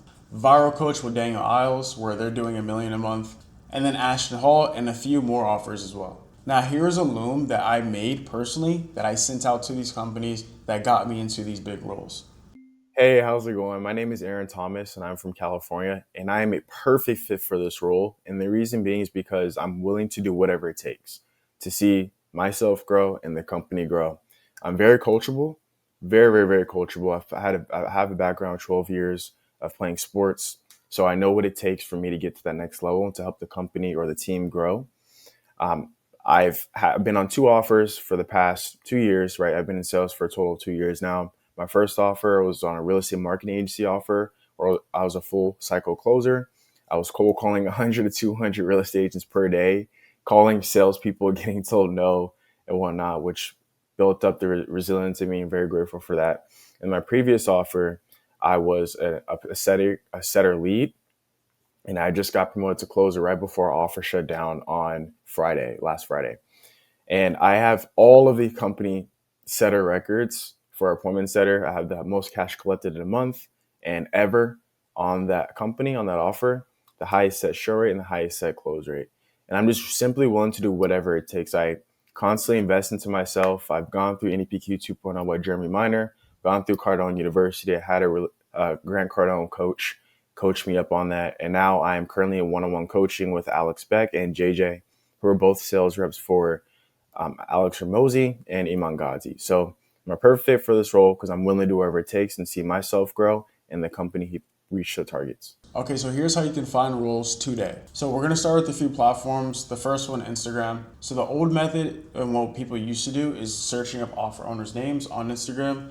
That method is a bit outdated just because their inbox gets flooded with DMs and they're less likely to DM you. Sure, you can do that, but I can guarantee you they're not going to. When you're applying for these roles, keep in mind that everything is on the internet nowadays. So what these offer owners and managers are going to look for is the first thing is your Instagram. Okay, so you need to optimize your Instagram and make sure that your Instagram looks the best. It doesn't have to be professional, all right? You still want to make sure that you show your personality. You also want to make sure that if you do have experience and results, that's on there as well. Okay, so take a look at my Instagram, for example, right? So obviously, I'm not full-time setting anymore. I'm a manager. But if we notice this here, so for example, I have a picture of, I have in my highlights, okay, I have management here, okay? So if I was to get management clients, what I do now is I essentially just put my results in on my stories and then I highlight it so that way in my stories it's management. And I've gotten clients this way. I actually have people reach out to me, say, hey, I saw what you did, looks really good, yada, yada, yada. So if we just take a look at this right here, so all people have to do is just scroll through this. They say, oh, wow, his biggest day, he had 72,600, 96% show rate, right? Another day, he's 75K, his biggest day, right? The 83% show rate. Oh, he did almost $1 million a month, right? So as you guys can see, like everything on here, like I'm showcasing what my skill set is, right? And I also have reels. So I would also suggest that you guys make reels as well. About the setting process. I mean, it doesn't really have to be too much. You don't have to make reels, but I do think that if you have maybe just like a few reels on your Instagram, just so that way you show, you know what you're talking about, you'll be completely fine as well. So that's just that. Just keep it super short, super simple. Nothing inappropriate on Instagram, but again, nothing professional as well. Just be you, right, at the end of the day. Now, one other way that you can find roles is actually going on School and finding communities inside there. Okay, so here we are on School. So what you're gonna look up is setter. All right, so you're gonna look up setter or setting, and all you're gonna do is essentially just, you'll find the community. Obviously, here's mine right here, Set HQ, where we post jobs in here weekly. So you could just go to mine right there. There you go. It's completely free. But let's say, for example, that you didn't know anything about the space. You didn't even know me. All you would do is just go to Setter, and you would find communities that post jobs in there or roles in there. Roles in there at least weekly, sometimes daily, things like that. Now, another thing as well is you want to join at least 5 communities, just so that way you do have an abundance of opportunity. And another thing too as well is this is what helped me out. So I joined a bunch of communities and I also role played as well. So I'd always be role playing with someone new every single day. Or I wouldn't say someone new every single day, but I'd be role playing with a good rotation of like 5 to 8 people. And then what you're gonna realize and find is that those people, since you guys all have a common goal of becoming the best setter or making a certain amount, 5 to 10K a month in setting, since you guys are role playing, you guys will eventually become close, you guys become friends. And then one person, let's say that role play partner gets an offer, his offer is actually hiring another setter, he recommends you, boom, you're on that role, right? Or vice versa, he knows someone that's hiring someone, so he recommends you. This game is all about connections and who you know. So you need to, I know people say your network is your net worth, and it is true. Okay, I'm not saying to go around and network with as many people as possible. In the beginning, you should probably just role play with people as much as possible, network, get their Instagram, get their phone number. But then after that, I wouldn't go out of your way to like try to network with all these people, right? Because again, like if you don't have value to provide to someone, it doesn't really matter, to be honest with you. So I would just make sure that you do role play with a good 5 to 10 people, and then from there you guys become close, and then you guys stay in contact. And if you ever need a role, you guys can all hit each other up, and then just go from there. But I will say join at least 5 communities as well, and then start role playing with people. Now, another way to get a role is use LinkedIn, which is probably like the last place I'd look for roles in the high ticket space, just because everything's usually on like Instagram, School, Discord communities, right? you just have to be able to find the right people to be able to get there. So luckily for you, you're watching this because you can just join my community. But for LinkedIn, I will say that that's more so for like corporate SDR world, more B2B-ish types of roles. More people that are in the e-learning space, online high ticket coaching, selling online services, they're typically on Instagram, school, Discord, Twitter. I don't go on Twitter personally, but sometimes people do hire on Twitter as well. All you need to look up is just high ticket sales, and then you're good to go from there. Now, another thing as well is you do want to build up a follow-up tracker with these leads in Google Sheets. So that way you can track every offer that you reached out to. And if you're serious, you're talking to multiple offers simultaneously. Now, this is basically outreach, right? So you're essentially doing the sales process. Now you have to track it. Now, keep in mind when you're applying to these roles, a lot of offers will ask for you to send a Loom video. Do not, and I repeat, do not just reuse the same Loom over and over again if they ask you a specific question on the application. So sometimes, for example, on the actual application, they'll ask you, hey, send a Loom saying the word pineapple and answer these questions. I can tell you as a manager, I've gotten people that sent me a Loom that was from a year ago that had nothing to do with the offer that I was hiring for. So what I did is all I did was the moment I realized that, I just clicked off and I didn't keep on watching. I don't care how good they were, just because they weren't able to follow simple instructions. So make sure if they're asking for specific instructions in terms of you saying the word pineapple or mango or whatever it is, just make sure you do it. The reason why we do that in the first place is to avoid people actually sending Looms from a year ago. Now, as someone who hires setters and closers, I can tell you that within the first 5 to 10 seconds, that's pretty much where the decision is made if I want to keep on watching that Loom or not. So let's actually break down what a great Loom looks like. Okay, so here's your only focus in making a Loom, all right? So number one is conviction. The energy is everything, okay? If you don't show the company that you're convicted in yourself, they're easily gonna skip past it, right? Because if you're just reading off a script, we can tell that, okay? We can tell if your eyes going off to the side or if you're genuinely speaking from the heart and you have that dog within you and you know that, hey, I will change this company's trajectory in terms of going the highest it's ever been just because of how hard I work, right?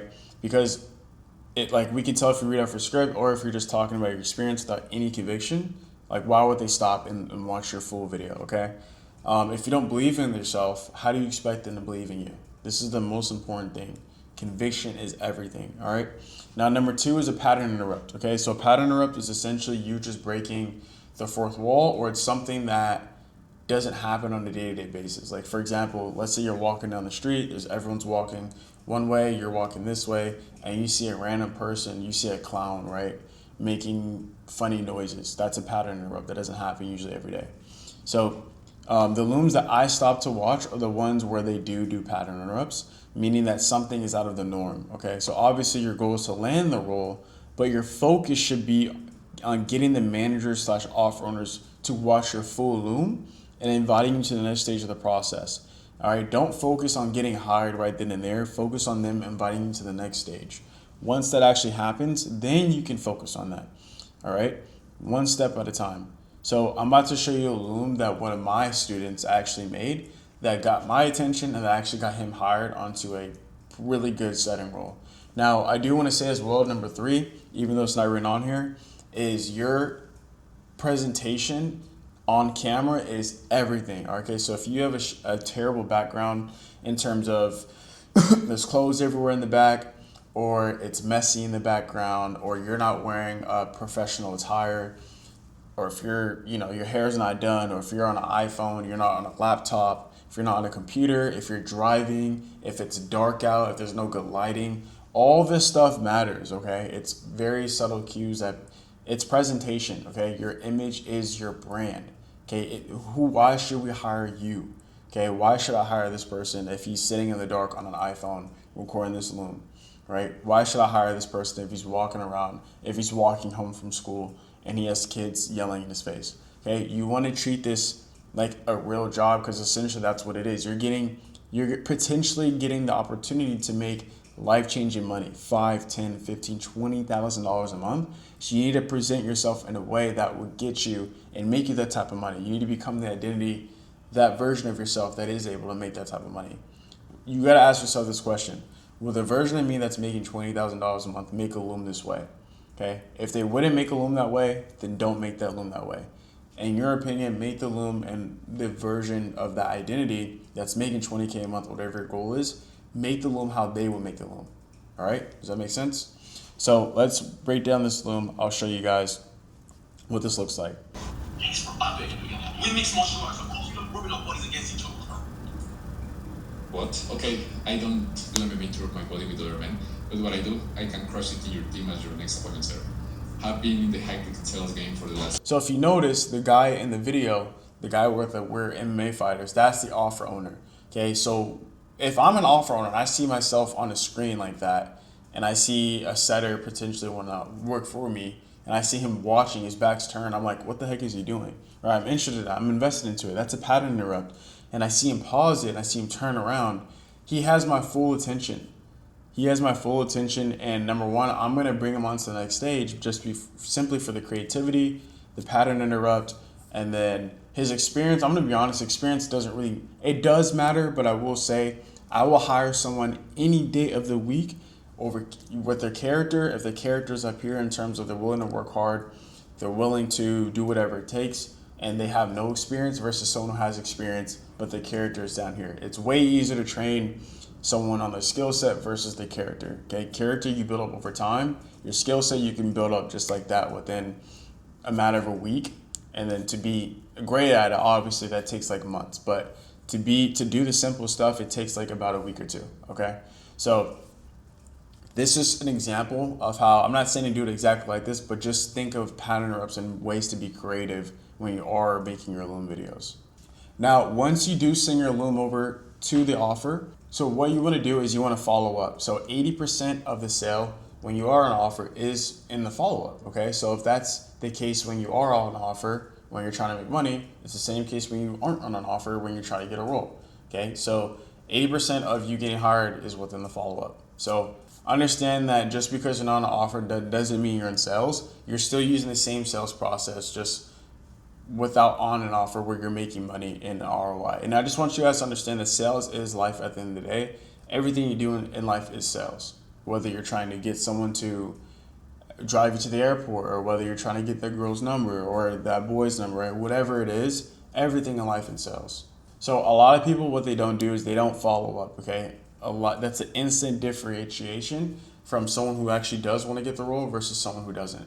Now, I will say that sometimes offer owners and managers will test you to see if you follow up. So I'm going to tell you a little bit of a story of how I actually hired this one kid. So essentially what happened is that I actually interviewed this one kid, and to be honest, I didn't really like the way he interviewed, plus we didn't really need a setter, all right? But then I ended up telling him that. He kept following up with me for literally 2 to 3 months. 2 to 3 months, and every single week, right? Probably like once or twice a week saying, hey Aaron, are you still looking for a role? This is not, I'm really excited. I really want to hop on the role. I really want to learn from you, X, Y, Z. And I was like, dang, this kid will not leave me alone. Like, he will not leave me alone. He kept doing it for 2 to 3 months. I kid you not. The next thing you know, when it came time around when we actually did need to hire setters, I just ended up texting him. I saying, hey, are you still looking for a role? I love your follow-up. He said yes. Boom, I ended up hiring him. Just because, for the simple fact that even though he had a bad interview or a not so good interview in the first place, I still hired him for the sense of him following up and hit that persistence. Persistence is key in this game. If you are persistent, again, like I said before earlier, the one who can last the longest will win. So if you're persistent in anything you do in life, honestly, you'll get what you want. Now, once you submit an application, make sure you have some way or form that you can contact the offer owner or the manager, so that way you can follow up with them daily until you hear back from them or until you hear the next steps. Now, if you don't get hired or if they don't bring you on to the next stage for an interview, you always want to ask them why, right? So for example, okay, totally understand, right? And I am just curious though, like what made you not go with me and what made you take a different route, right? Over hiring me, right? And why you're doing this, because that's going to give you constructive criticism on how you can improve. Now, here's how to actually prepare for an interview. So let's say, boom, you sent the Loom in, they liked your application, now they want to bring you on for an interview. How do you prepare for the interview? So number one, you got to get to know the offer, okay? So watch the VSL, look at their Instagram, look at their YouTube, look at all their social media, wherever they're at, take notes on it, and know the offer like the back of your hand as much as you possibly can, because they may test you on it.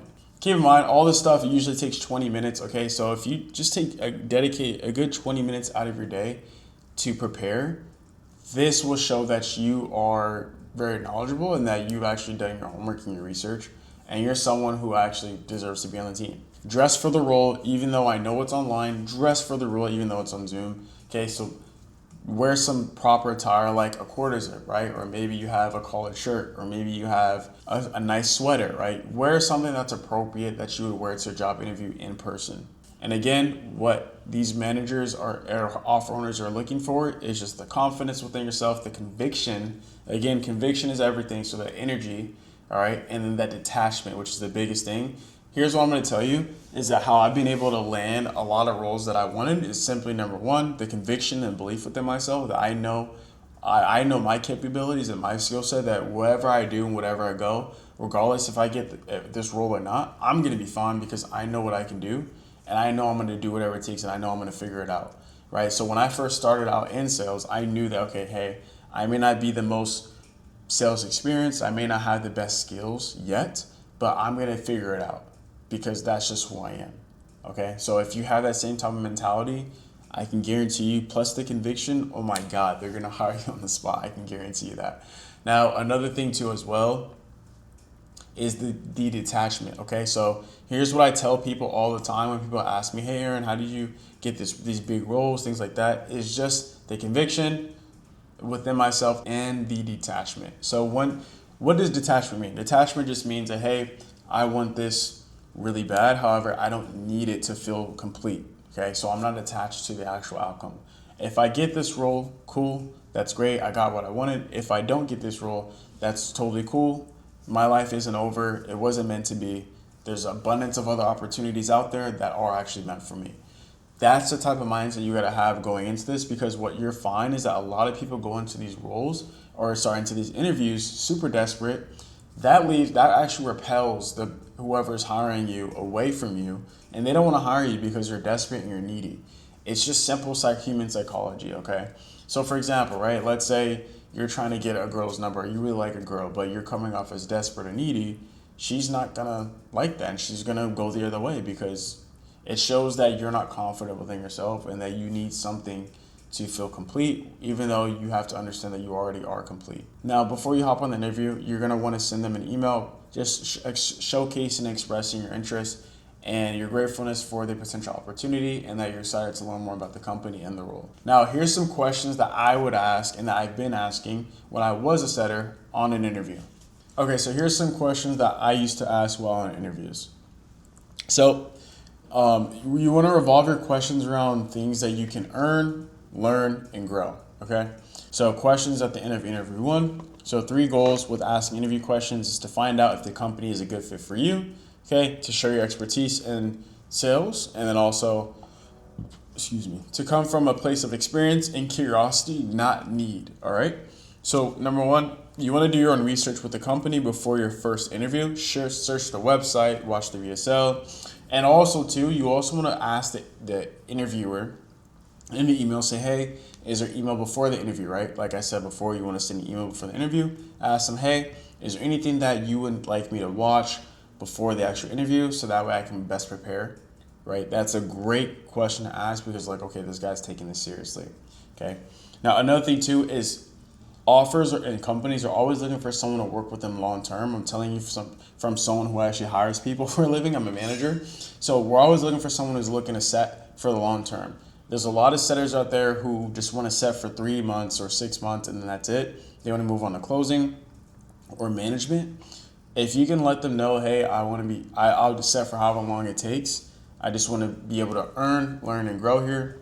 That's a perfect answer, okay? Don't let them know that you're trying to, always be honest, right, and be transparent. But if you're fine with setting for 6 months or plus or more, let them know that, okay? But I'm telling you right now, if you do let them know that you're only willing to set for 3 months or less than 6 months, they're more than likely not hire you, depending on what they need, just because we're looking for stability within our company.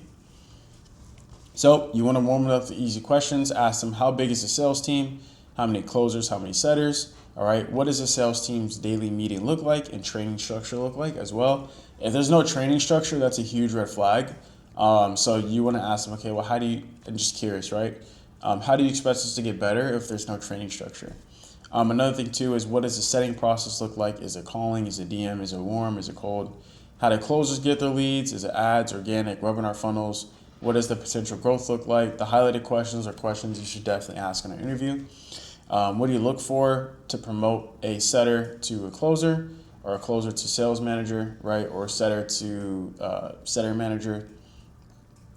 There we go. All right, questions that influence my decision, okay? So these are questions that should influence you. So what's the current monthly revenue? Do the math, divide that by how many sales reps they have to see if it makes sense. So if they say they're making 300K a month, but there's 8 closers and 5 setters. So keep in mind, a good closer is typically making anywhere between 10 and 20K a month. So that means they're collecting 100 to 200K a month. So let's just take the low one, right? They're making 10K a month. That means they're collecting 100K a month on this offer. Let's just say that's the offer owner says, and their monthly revenue is 300K. That means that if I have 3 closers, let's just say, for example, that means each of them are collecting 300 or 100K. So that's 300K in total, right? But if there's 8 closers, that means, well, each closer is probably collecting less than 100K. So by that math, all right, which isn't a good thing, because that means the closer skill set isn't that high. So you always want to make sure that you do the math. Now you also want to ask, okay, well, what's the company's goals for monthly revenue over the next coming months or by the end of the year? What does the pay structure look like? Is it base, or is it commission only, or is it base and commission? What do the bonuses structure look like? Now, what does the top setter make on the team? What does the bottom setter make on the team? What makes a top setter a high performer compared to the bottom? What stands out? Is it the work ethic? Is it the skill set, etc.? And lastly, you want to ask for proof if needed when it is a one-on-one interview, because sometimes you'll be on group interviews. Now, here's how you're going to frame it. Like, lastly, I just want to be upfront, brother. Like, obviously, with any commission-based sales role, there's a risk to make a switch over to a new company. I'm currently setting for a really good company, and I don't really want to put myself in a bad position financially. So would you be able to show me proof of the setter's commissions for the past few months? That's it. Very short and simple. If they say no, then that means they're probably lying and they're not being honest. So I would go on to the next offer.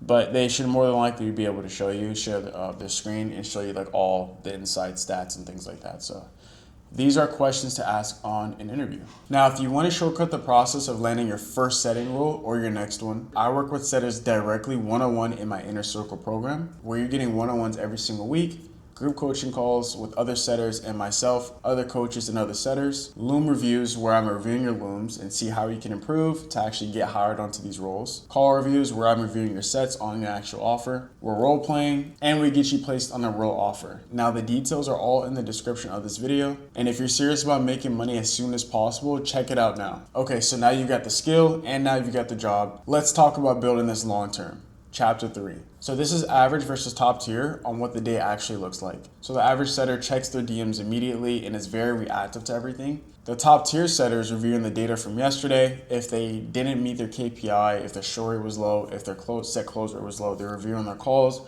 They're essentially just reviewing the data to see what needs adjusting and what they can do better today. An average setter usually just outreaches with no process at all. A top tier setter actually has volume and they make a lot of dials or send a lot of DMs with the ILEITCA, the ILEITCA framework, because every conversation has a purpose. Now, on the actual call, the average setter is just reading a script. A top tier setter is fully present, they're going deep and not wide, they're using the ILEITCA framework, and they're neutral in the outcome. They're detached. They don't care. They don't need the sale. And at the end of the day, the average setter just logs off as soon as they're done dialing. The top tier setter fills out the EOD report, and then they review their own calls using the setter self-call framework that I showed you guys earlier. This top tier setter submits the EOD report, and then they review one of their calls using the setter self-call review that I showed you earlier, where they annotate and use a full summary of one of their calls from today. Now, the average setter just watches YouTube tips or Instagram reels on how to get better at setting. The top tier setter actually reviews their own calls. They do role plays with their own setters. They do role plays with other setters on the team or even their manager, and always asking for advice to see how they can get better. Now, volume does cure most mindset problems, but volume without a clear process or a feedback loop just makes you faster at the wrong things. Now, I want you to understand this, that being a top tier setter is quite a boring process. Now, I want you to understand that being a top tier setter is a slightly boring process of high reputation excellence. The 10, 15, 20K months doesn't just come from inspiration. They come from doing the right things consistently, even when it doesn't feel like it's working. It's just like going to the gym. Now, as a setter in this space, you have to become irreplaceable. Because most setters are lazy, they just show up, do the bare minimum dials, and then they're done for the day. The setters that are making the real money and who stay on the best offers eventually move into management and they think like partners within the business, not just an employee or a freelancer. Now, what this looks like. So if they see problems within the business or within the sales process or the marketing process, they're gonna let the manager know immediately and they're gonna get their advice on what they should do. They see the EOD reports as a communication tool, not just a checkbox. They ask questions that show that they're thinking about the offer and not just their commission. They help setters on their team get better. So they're taking that leadership position. They think of ways that marketing can get better leads for them. And then they're consistent. They're delivering and there's zero drama. I can tell you right now that a setter that made $21,000 by the name of Zorad, he's definitely one of these types of people that thinks like a partner, letting us know how we can get better at the marketing, giving us good feedback on the front end, what types of leads that we're getting, all those sorts of things. You want to be the person that when something goes wrong, the management calls you because they know that you're the most reliable. Now, your relationship with the closer is really important. This section matters so much because how well you hand off your leads to the closers directly reflects your show rate, your set to close rate, and how long you stay on the offer. Now, what closers do not like receiving from setters is leads that are not qualified, that don't have the money liquid on hand, because essentially they just spent 45 minutes to an hour on a call with a lead that's not even qualified and they don't have any money. Leads that show up with zero emotional investment, which means that you did not build the urgency on the actual setting call. Surprises. So that means the partner shows up on the call and you had no idea that they were going to be there. And that partner has no idea how much the program costs. They're very skeptical. It just messes up the whole sales process. And then also, if you're just booking leads just to book them, just to pad your stats, the closer can also feel that, and that's a very quick way to get you off the team. Now, this is what it means when you set well for the closer. They're usually going to be excited when you set for them because that means, okay, this is going to be easy close. This is a lay down set. I don't have to put in that much effort. Now, when I was setting full time, I used to have the closers always ask me, hey, Aaron, can you set for me? Can you set for me? Because I used to set just straight lay downs.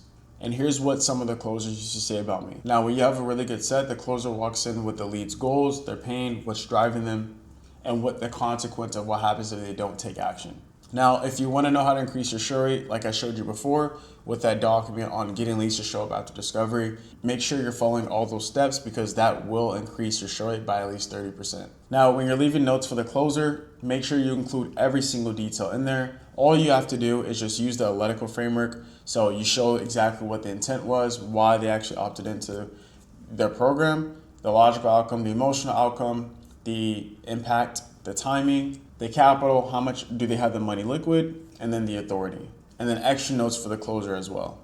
That's it. If you leave those, if you write your notes in that framework, I can promise you your closer is going to thank you and they're going to be happy because everything's in a structure. Everything's laid out perfectly.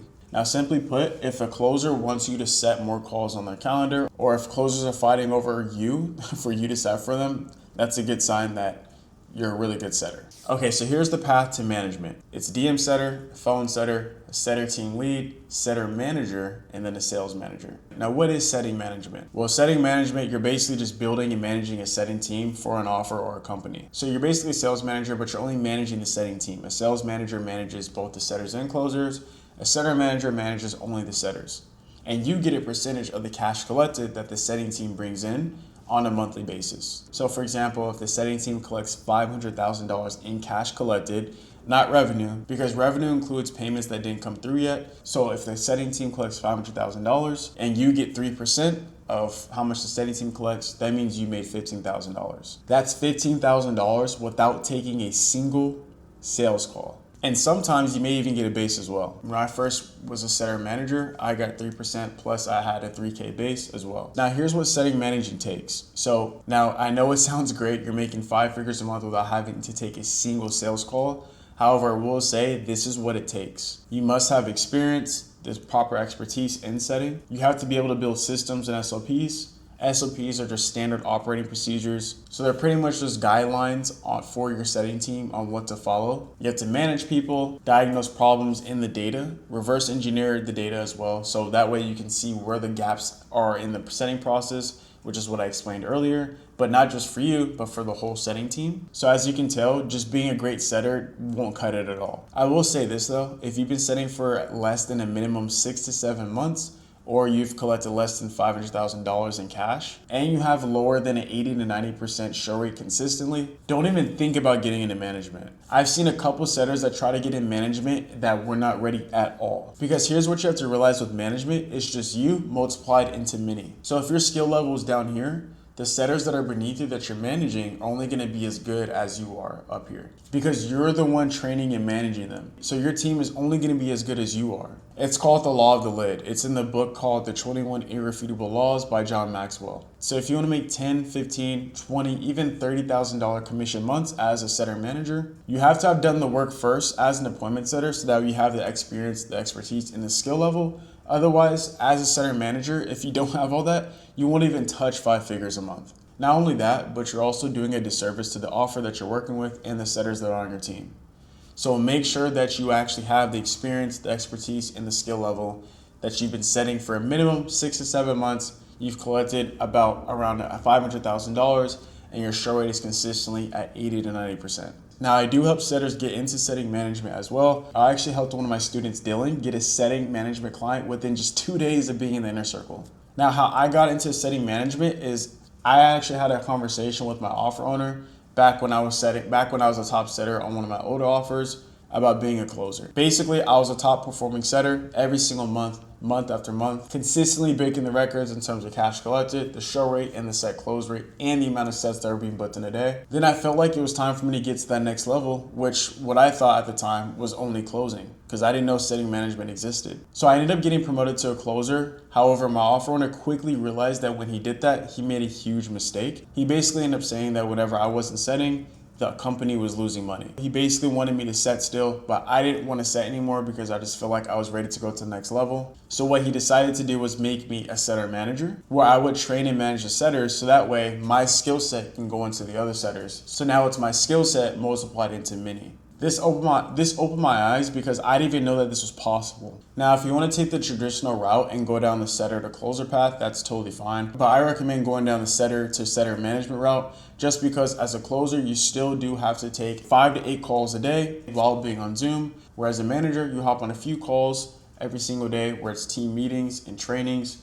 And that's it. You build off some SOPs, but you never have to take a sales call and you're making closer money. And setting such a beautiful skill because it builds the foundation and the skill set level that makes great closers and great managers. So for example, Zurad, one of my students that made $21,000 in one single month. He was a setter for about 6 months. He became a closer in the first month. He had a $15,000 month, all because he had the foundational skills of setting. Because what you have to realize is that if you're a great setter, you're going to be a great closer. I'm so grateful and blessed because literally just a few years ago, I was just pushing carts and bagging groceries at Stater Brothers and Sprouts, and I was even working at UPS as well as a supervisor. To now being an online business where I'm making consistent 5-figure months, all because of appointment setting and management. But not just that, but I get to change people's lives while doing so. Like for example, Zarad, who made $21,000 in one single month as an appointment setter, or you also have Diego, who made $11,000 in one single month, or Emmy, who made $10,000 in a single month, or maybe even just like Dennis, who's still in high school, who made $8,800 in one single month DM setting. Now, everything that I just shared with you in this video is what I personally use to train my setters. This is the exact process that I took and offer from $100,000 a month to $851,000 a month in just 4 months. Zorat, Diego, Emmy, Dennis, Mo. These are all people who put the reps in, which is why they're able to see and make 4 to 5 figure months consistently. Now it's your turn. I have an inner circle where you get one-on-one coaching from me every single week, group coaching calls with me and other setters, guaranteed placement onto a setting role, an advanced setting training program that goes deep into human behavior, and 24/7 access to me. So if you're open to learning more about it to see how you can make more money in getting your first setting role, or to increase your skill set to make more money,